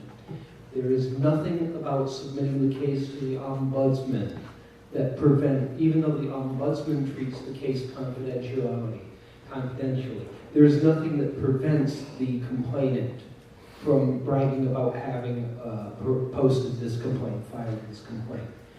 This is a case where a hard case makes bad law, and I oppose the motion. And before I come to the front, Mike Snow, let me give the Ethics Committee a chance to give their workshop report on this. Yes, we had, I'd say, out of our 60-minute workshop yesterday, probably close to 50 of them were spent on this one issue. At the end, we took a straw poll, and it was almost evenly divided. We had, with the amendments, 11 in favor and 14 against. Thank you. Sunil? Yes, first I would like to thank our youth movement to the Scholastic Council for having put forth this idea. This is in no way meant to suggest that the Ethics Committee is not capable of handling the situation. We understand the good work that you do and that you treat every issue with utmost confidentiality. But there is still something that having to go before an entire committee seems rather burdensome, but not maybe that's the wrong word. Seems rather intimidating, and there are.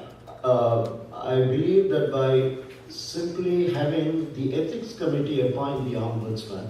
So we are not asking for anything else. It's still really in the hands of the ethics committee. I think it makes a difference if you don't have to appear before a full committee and one person from the committee can judge the merits of the case, whether the case should be forwarded to the entire committee or not. We are concerned that that parents, especially after the event, when no complaint has been registered during the actual conduct of the game and during the event, that days after an event, you can suddenly lodge a complaint with the full ethics committee. I think this will act as a buffer. It won't it won't make it seem as serious. And I think for that reason, even though I understand what Mr. Ballou said, I feel that this is still a better way to go. Thank you. So, and before I give it to Hal, I just want to say, one thought that occurs is that this is a species of a juvenile court, and somebody saying, let's not judge this person as an adult, and perhaps somebody from the ethics committee could respond to that when they respond. Hal? Yes, Hal Terry from New Hampshire. I do want to thank the sponsors of the motion for working so hard to craft a compromise version that was not so draconian as the one that appears in the delegates call. That said, for all the reasons that Ken gives and some others, I can't personally support this motion. If it were passed, I think the committee could live with it. But I can't support it, and I can tell you that for a number of years, we have anticipated the possibility that there might be young complainants. We passed a rule back in 2007 that a parent or responsible adult could file on behalf of someone too young or otherwise impaired to file for themselves. And the case referred to by Steve was the first time ever, in my memory, going back to the 90s, that we had such a young respondent.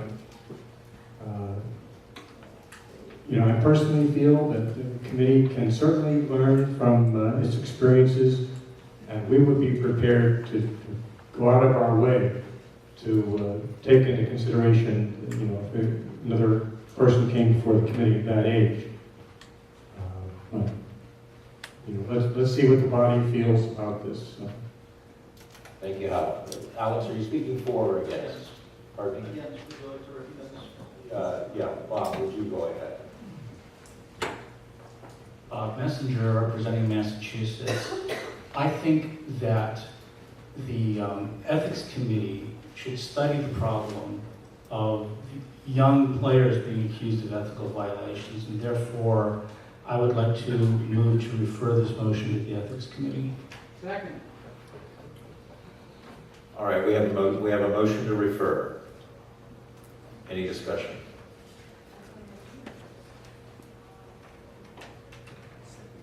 Seeing none. There is a question about the motion to refer. That's just to refer and report back here next year. That was the idea. All right, all in favor of referring this motion to the Ethics Committee, raise your credentials. Any opposed? Any abstaining? The motion is referred to the Ethics Committee to report back next year.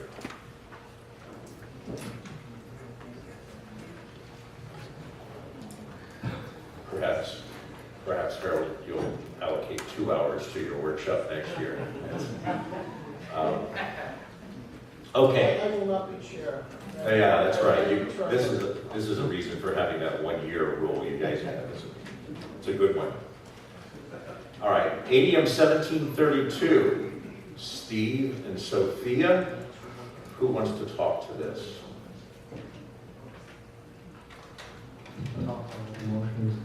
But this one is a modified motion, amended from my original ADM, because I think it's a little more specific as to... So let me just clarify before you go further. We have an amended motion. It's a friendly amendment. Yeah. We're accepting this.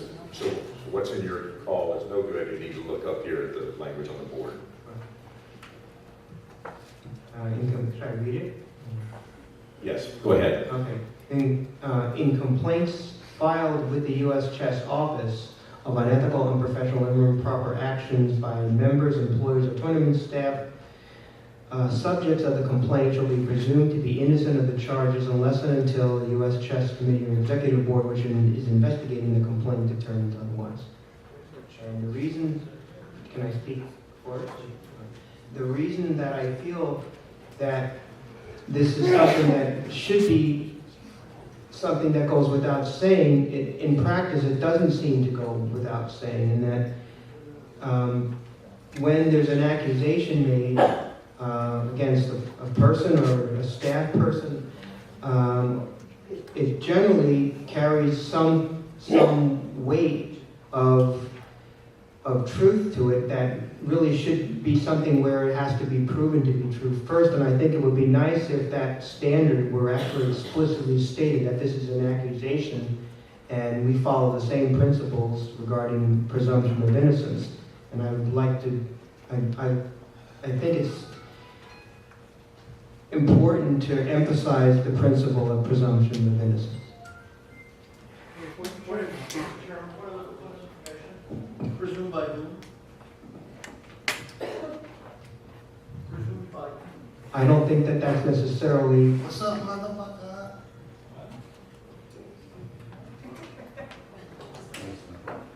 I'm not sure what just happened, but let's go right and press forward. I just general presumption of innocence. I don't think that that's necessarily important. That it has to be a specific person that has the presumption. Maybe by the bodies that are involved, and just a general perception of innocence, presumption of innocence. Okay. Point of information. Go ahead. Is this an amendment to the code? I am confused about where this goes. Is it amendment to the Delegate action of continuing interest.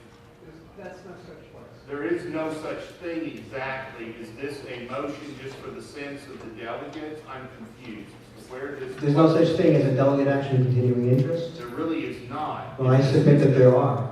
Is Sorry, they're in the back of they're in the delegates call listed. Is this a delegate motion? Are we amending something that already exists? No, this is a delegate motion to add this text to the delegate action of continuing interest. A new one, yes.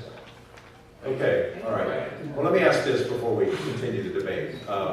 Harold, did the ethics committee address this? Harold. Right, Harold. Did the ethics committee address this in workshop? I can't remember. I don't believe it came up. No, we ran out of time. Okay, all right. Get ready then. In the meantime, David. I'd like to speak in favor of this, obviously, since I'm on the front mic, and I know a lot of people are going to say, why do we have this up here? Of course that is the case. And I have to say with Steve, that of course it's the case that that's the official policy, but in practice it doesn't always work that way. And before this meeting, I proposed a question to several people and said, what would you think of a tournament director that year in and year out got multiple complaints against them filed formally to USCF? And almost without exception, not without exception, but almost without exception, the people said, that tournament director's probably got some problems. And then I said to them, okay, let's talk about what a good tournament director looks like. What if I said that a tournament director got a complaint on average about 1 in every 10,000 games? So that tournament director was 99.99% not complained against. And the same people said, well, that sounds like a good tournament director. That tournament director is the same in both cases.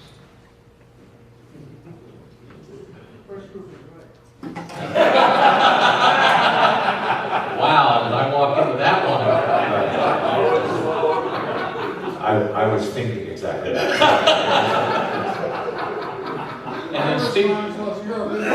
And in Steve's case, you are correct. In mine, you are not. The point is, there are some I directed over 30,000 games last year. I do get a fair amount of complaints against me, a couple a year. I did the math. It's the math the way I suggested. Steve is in the same boat.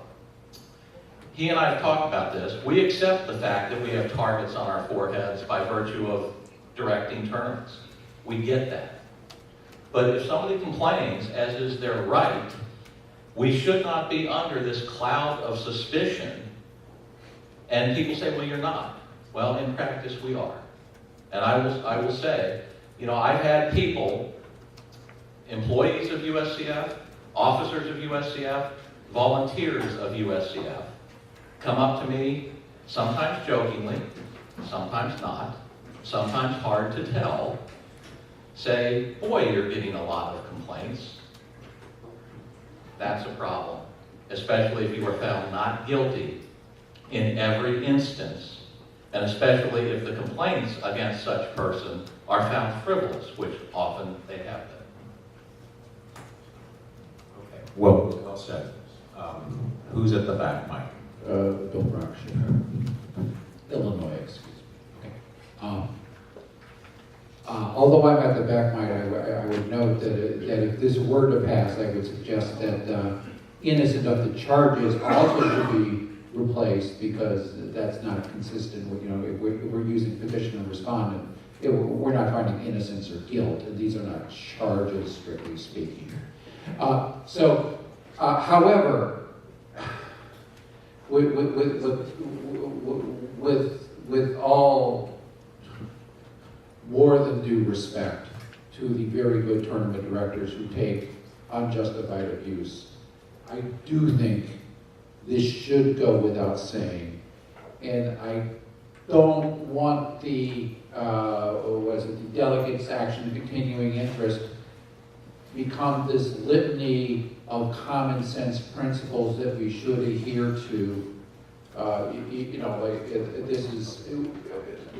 You're basically asking us to change our culture. We get it. You're right. We have to do that. I don't think this is something that needs to be codified. We need to change our culture and treat everyone involved in an ethics complaint. And boy, I'm not going to get into it. But everybody involved in an ethics complaint, no matter how sticky, as pure as the driven snow until proved otherwise. And it's not, I sympathize with the intent here, but I think codifying this is wrong-headed. Thank you. Fun? Fun Fong, Georgia. I move to refer this motion to the Ethics Committee to further articulate a comprehensive statement on this topic. Second. All right, we have a second. We have a motion to refer this to ethics. And TDCC. I'm sorry, say that again. The sugar agreement, TDCC as well. And TDCC? Okay. Discussion on the referral. Yeah, as the outgoing chair of ethics, I'm not so sure this would fall under ethics. So this is a continuing resolution. I don't think it necessarily falls under ethics. Wouldn't this apply to all cases? When Mr. Hayter was up there explaining before about being a defendant, I was a co-defendant on one of those cases, and that was a rules case, not an ethics case. So I'm not sure why this goes to ethics. Can I speak to that issue? Sure. It would affect ethics, TDCC, rules, 3-day events. All of those, 3 of which are actually executive board committees, so it would properly be under the executive board in some of those cases. So, and Alan's listing those because those are our 4 sanctioning bodies, or with recommending authority for sanctions. Now, to further speak to the motion to refer,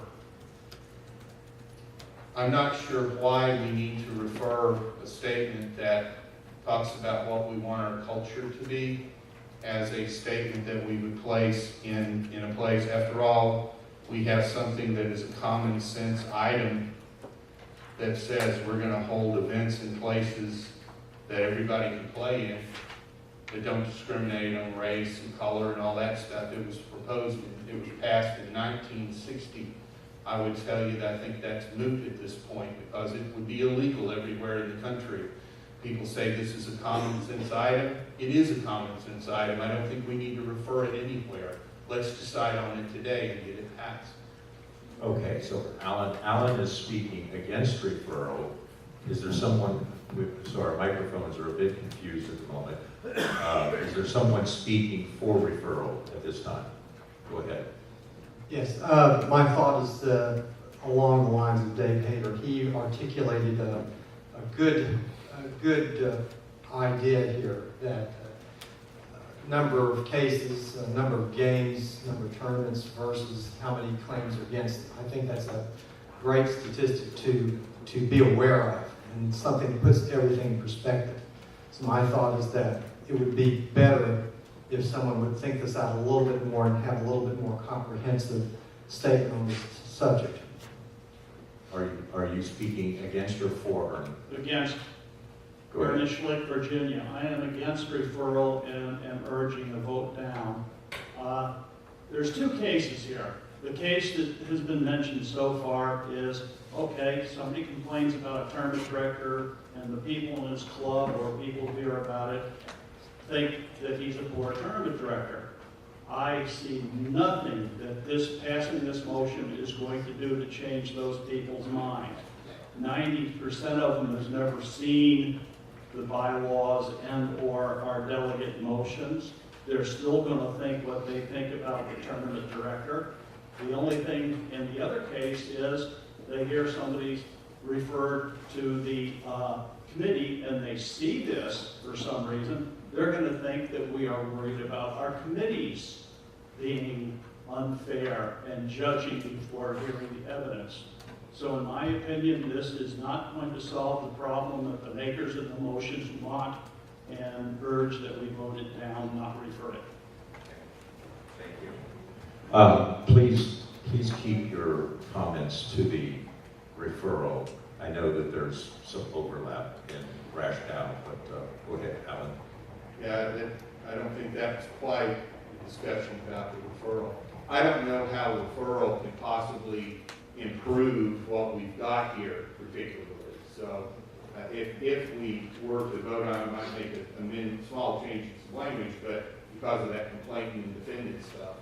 But at the same time, I don't see how anybody's going to improve on what we got.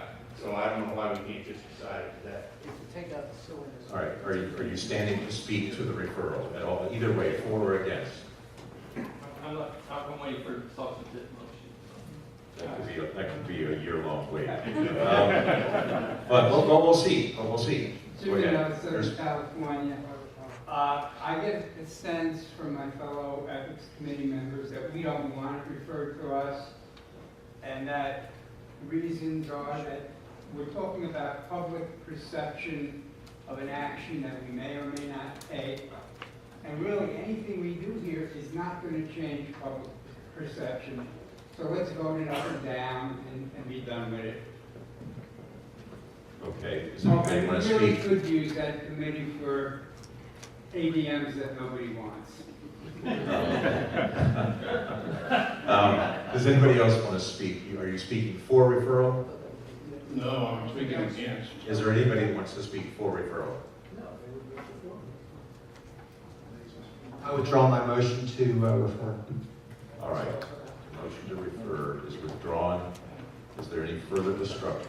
Now you can talk to those merits. To the back microphone. We're on the merits now of the motion itself. It's Andrew Ray, Virginia, and sort of a point of information. I have a question whether we would incur any liability questions as organizers. I'll draw as an example. Past FIDE defender Alexander Crisson from Romania. Probably by now he's maybe statute of limitations passed, he's allowed to play, and he decides to come here in the U.S. and he does great in the Cleveland Open. Somebody files a complaint against him. Well, it takes a while for the wheels of justice to write. And he wants to enter in the Northern Virginia Open, and we have any number of players say, if you let him in that tournament, I will not play in that tournament.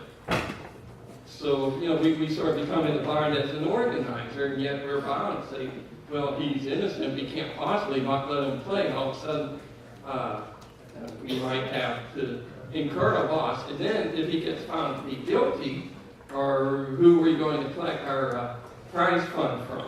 You know, we're going to actually be able to get that prize money from him because he was retroactively found guilty, should not have been allowed to play in the Northern Virginia Open in the first place. So, in any event, I'm not so sure that this is something that needs to be codified, but I think that organizers should be allowed to have their own judgments as to the decisions that they want to make in such situations when somebody is accused. Alan. Mr. President, I submit that that last argument was completely specious. It does not address what this motion is about. Could you move the language back down, whoever's running the board? Where are we at? This talks about how U.S. Chess will be treating the issue with as we handle it. That's the main focus of it, and I think that's pretty clear. So that's why I think we can go ahead and approve it with this one amendment, which I am proposing. I propose to amend the motion to remove the words "of these charges," so that the language agrees subject of the complaint shall be presumed innocent unless and until. I would further add another. I don't know that I can do this in one thing, so I will allow, I'll be perfectly willing for it not to be one thing. I think we remove the first line, which says delegate actions of continuing interest, because it's, we just print stuff we think we want to carry forward. We don't add stuff to the delegate's action of continuing interest, but that could be a separate item. Okay, I doubt that this is a friendly amendment, but I'm pausing to see that if it is. You're just removing the words of the charges. You say it is innocent unless and until. He accepts that as a friendly. All right, great. So now we have an amended motion, and we have discussion. What is the discussion? Who wants to speak? Mr. President, I would like to have a point of personal privilege. Yes. It was said that my point was specious, and I will remind that we had a case with Clark Smiley in Virginia some 3 or 4 years ago, and in fact, we did have people saying that while his case was being adjudicated, that if he was allowed to play in other tournaments in Northern Virginia, that they would not play. So I tried to use a fictitious hypothetical example, but in fact, this has actually happened. Thank you. Bill. I would like to propose yet another friendly amendment, because even here the word innocent has to go, I think, because you're suggesting legal guilt here. And I would put it in the passive voice. It is, oh, jeepers. It shall not be presumed that the complaint has merit unless and until.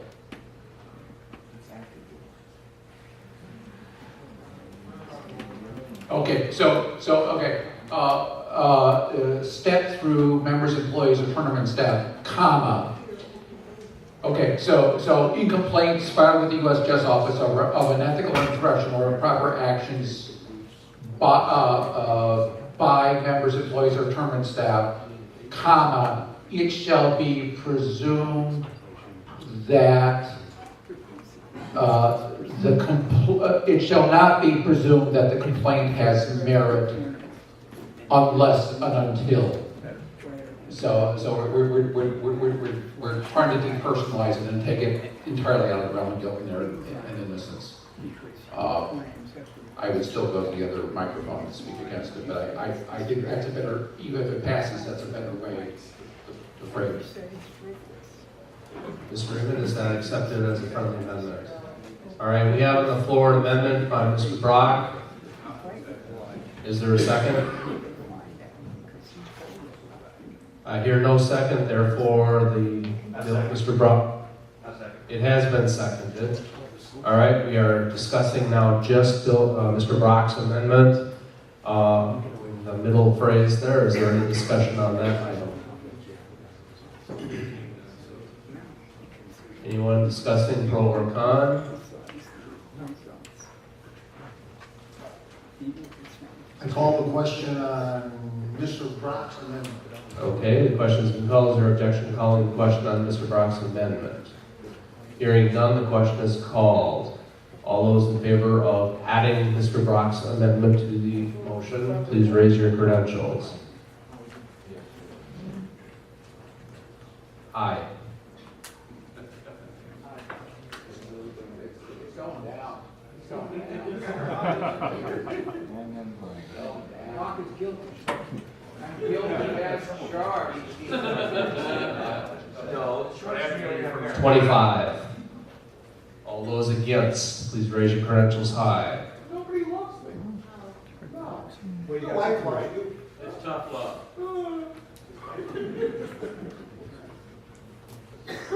I have 12 now, including the aisle. Including Allen. I counted Allen. 28. 50, 27 then, okay? Is somebody taking the numbers down? No. Uh-oh. I was doing it, but I'm not. What were the numbers again?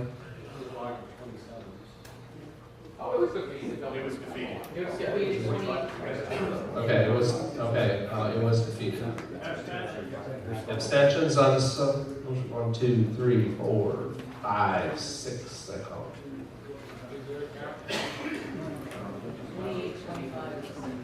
28, 28 to 25, and it passes. 25 to 27 to 6. I was only counting. Therefore, the amendment fails. And we're back to the originally amended motion. Can you take that out, Lloyd? Thanks. Okay, back to discussion on the originally amended motion. Where are we in the microphones? To the back? Ken?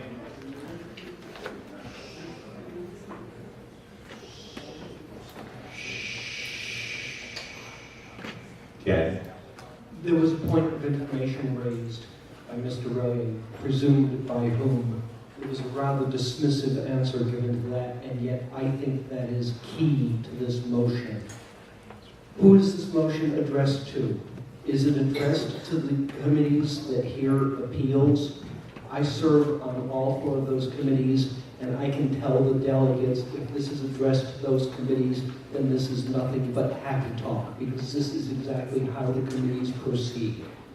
Is this motion addressed to, is it going to affect the delegates?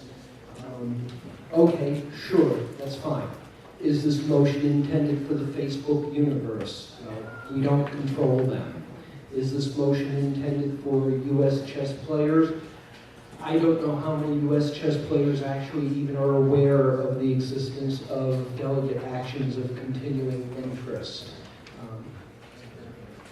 I don't see what this motion is trying to do. I don't see who it's intended for. I still think it's happy talk. David? I think I answered that point of information, even though I'm not the maker of the motion.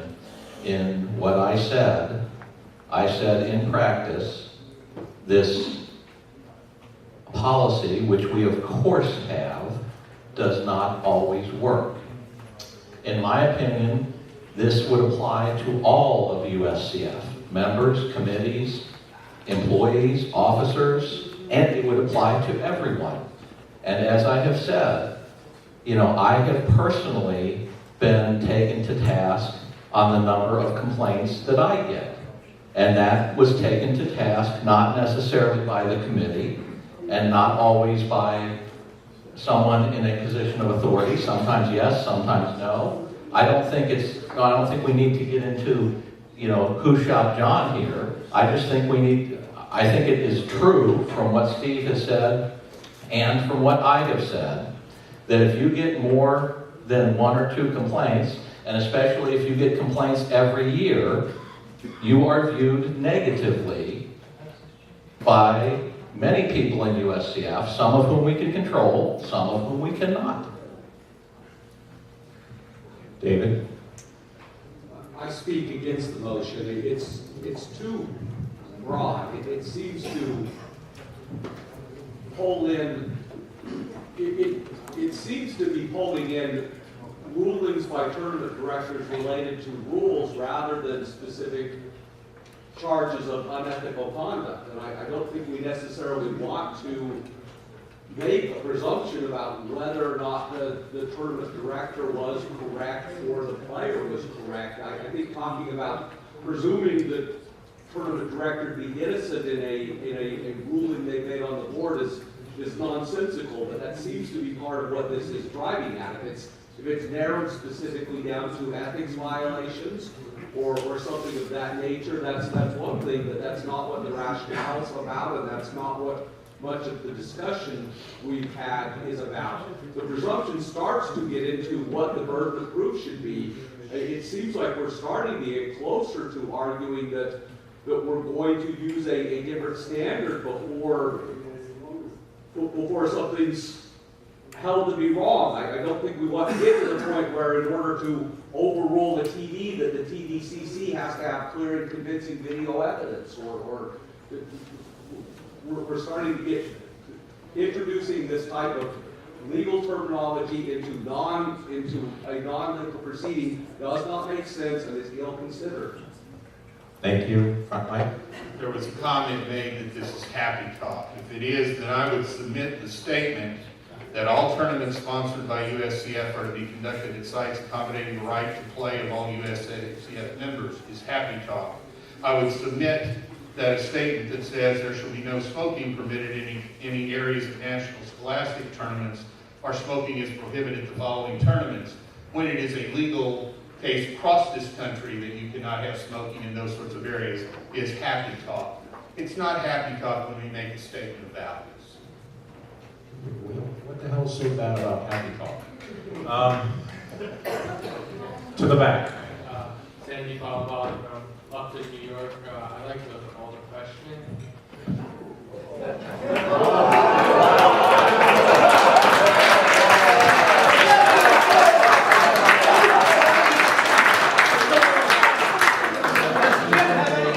Tim, I'm presuming that you're going to object. No way. Any objections to calling the question? The question is called, well done, young man. Yes, we're happy with that dog. Yeah. All right. Now, to the merits of the amended motion in front of you. Everybody collected themselves and know which way they're going on this one? All right. All in favor, please raise your credentials.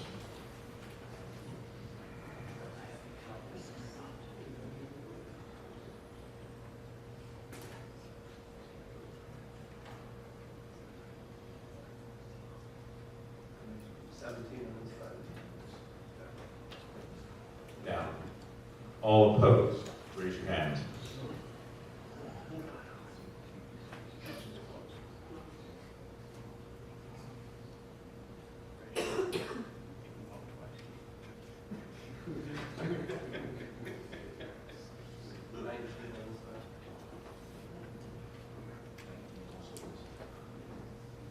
Abstentions? Right. Leave them up, please.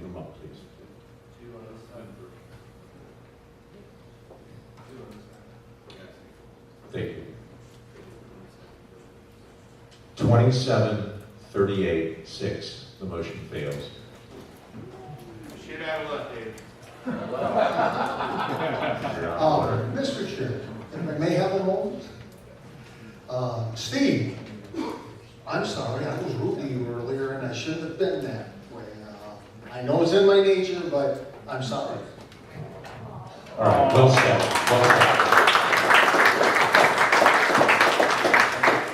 And Steve conducted himself well through that. So also, I might add. Well, I may have a minute. The time is after 5:15. We're going to recess as soon as. You get off the mic.